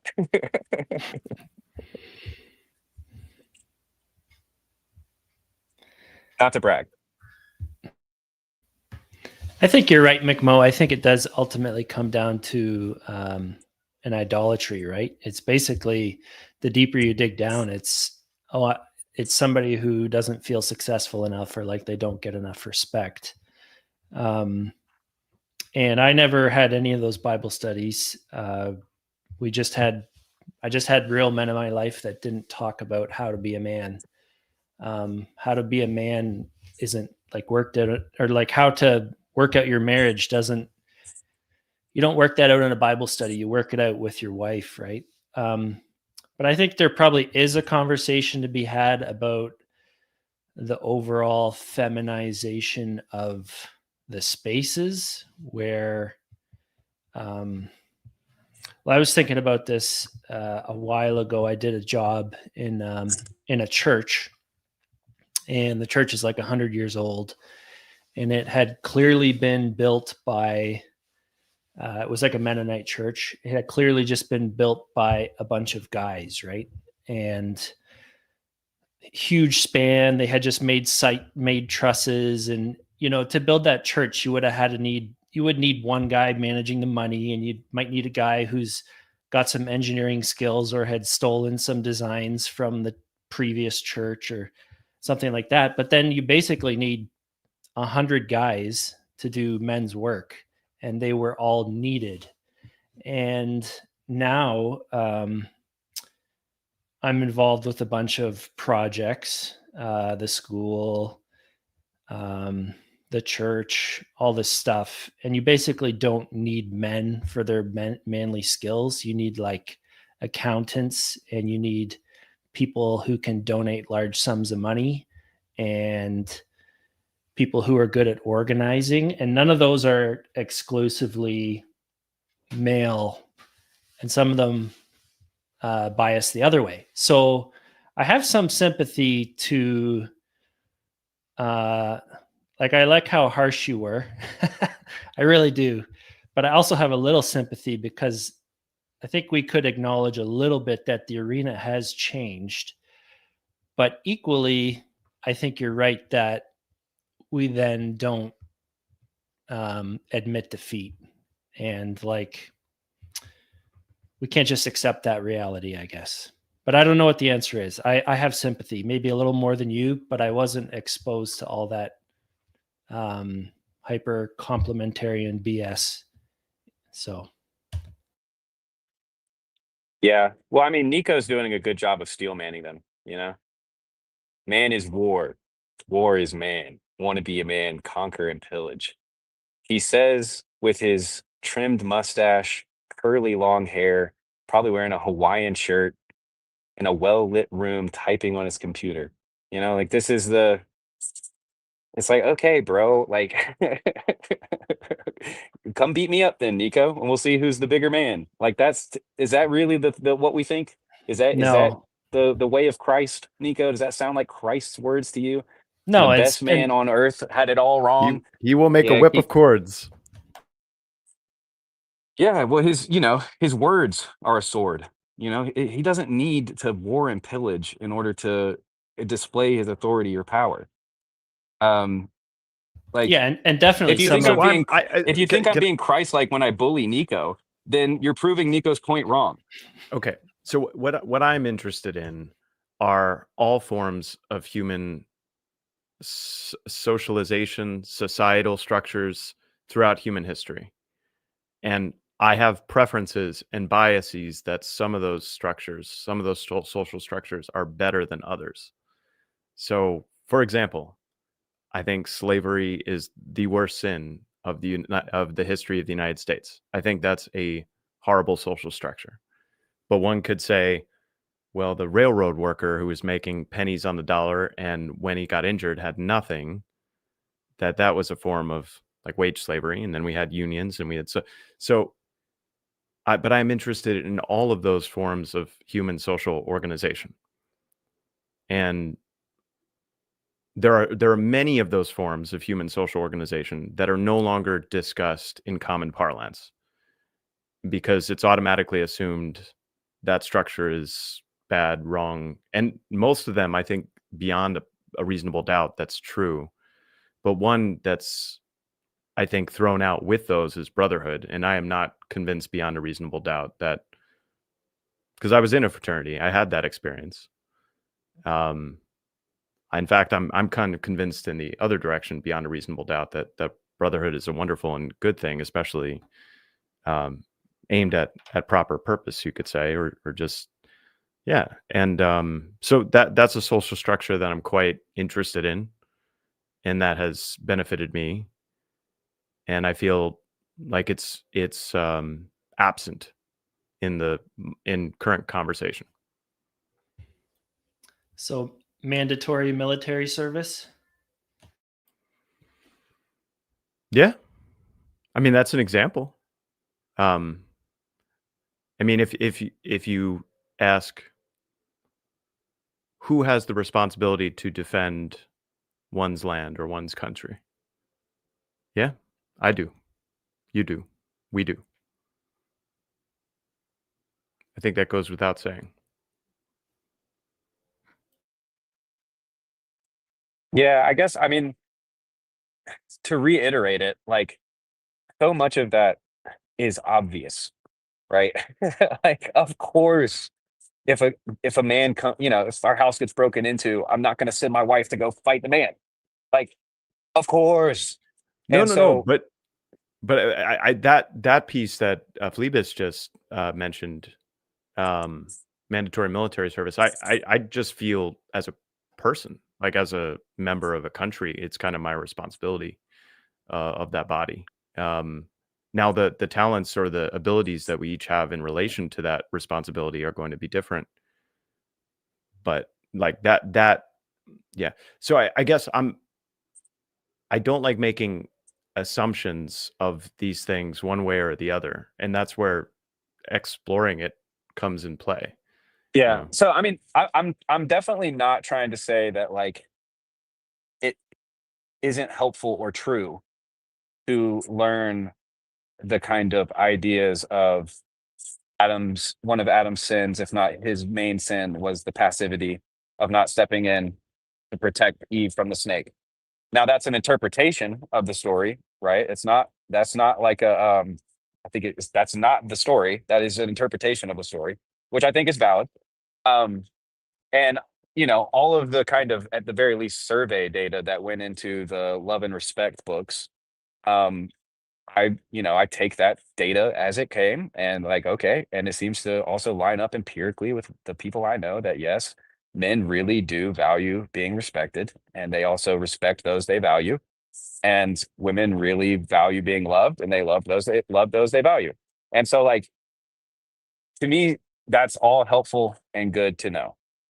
Um, and then it's like after that is where you get into the weird stuff where it's like and well, I should include with all the before the weird stuff, like both the husbands or both the wives submit to your husbands and submit ye one to another. Like both of those dynamics, I also take for granted, right? Like they're both in scripture.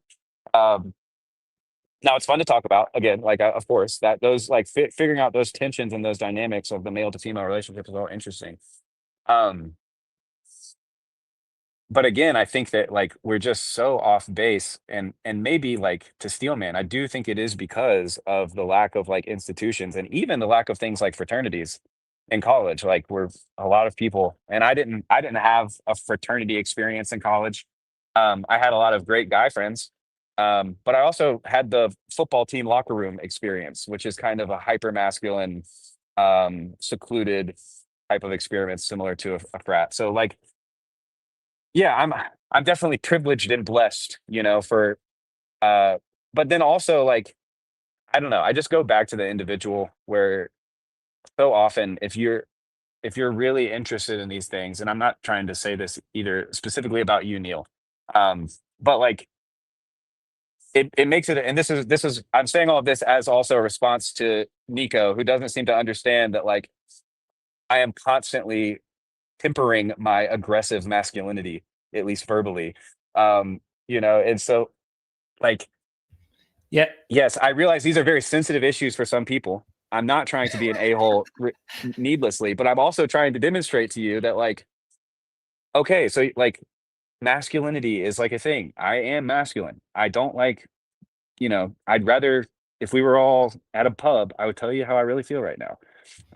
But like there's also this sense in which I have to like tiptoe around all of these based kids because if I praise something that's a little more Jacob and less Esau, then I'm suddenly accused of being gay and called the F slur. Like this is where like to give the full like that's where I think that goes, right? Yeah. And not to judge my more loose-lipped friends, who like to use slurs, you know, far Well, be it for me to judge the tongue. I'm a man of unclean lips, but yeah, like I don't know.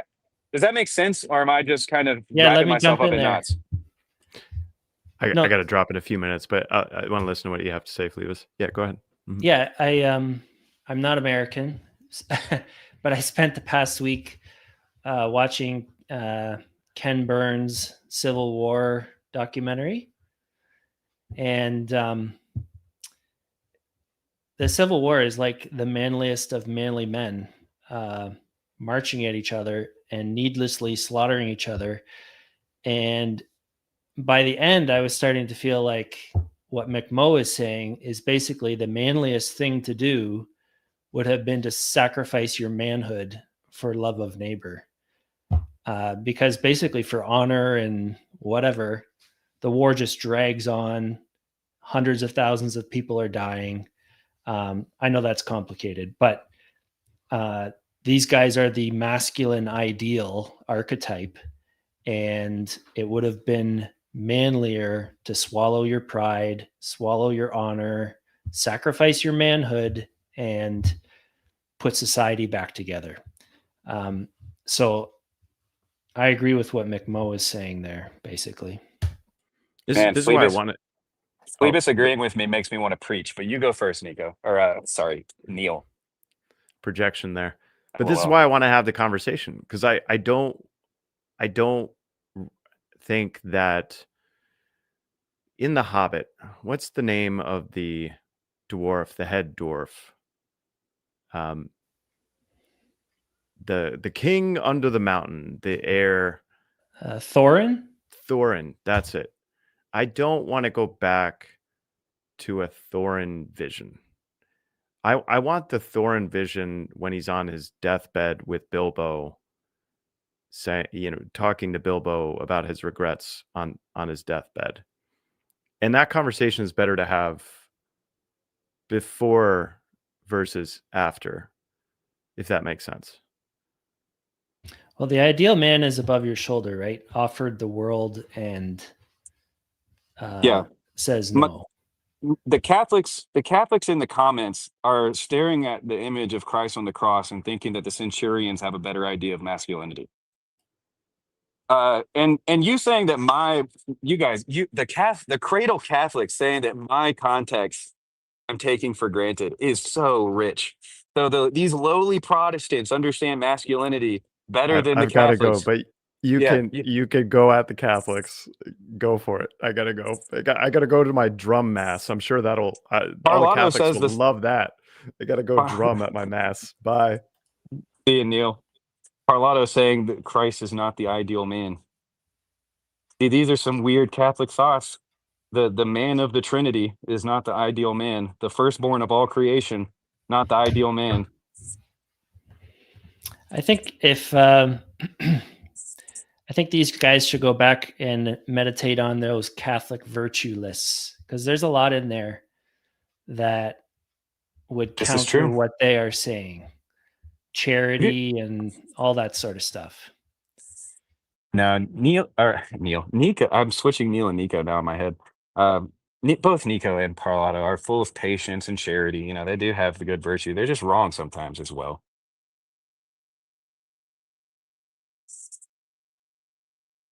This is putting a lot of pressure on me now. I don't want to speak this much. Well, we should, you know what? Parlato and Nico both owe me a donation in my Ko-Fi for making me angry and displaying my Protestant rear. But other than that, I appreciate everyone stopping by. Because of my computer problems, I don't really feel like releasing the beat. Maybe if you join my Ko-Fi membership, I'll send you the link to the beats that I've made in the past. And I'll probably go into the Discord to fight Nico and Parlato together because of all the BS that they're talking about in my hive mind. No, I love those guys. Phlebas, I love you. Thank you for joining. Thanks to all of my guests, Henry, Thanks, Mick Neil. And we'll see you guys next time.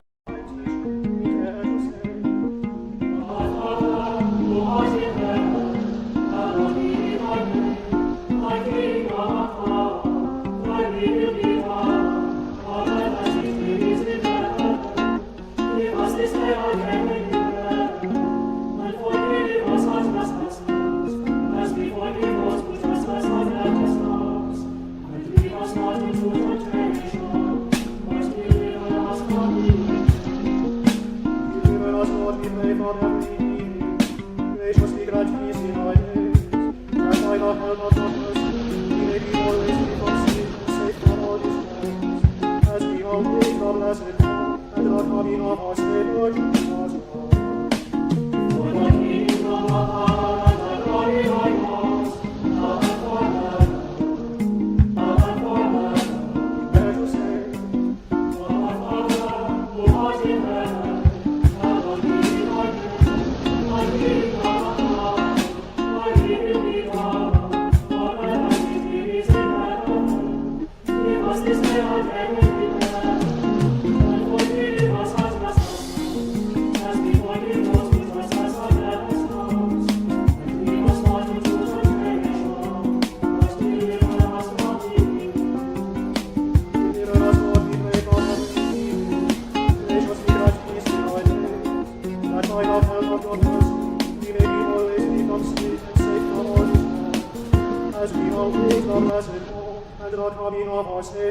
Jesus Christ.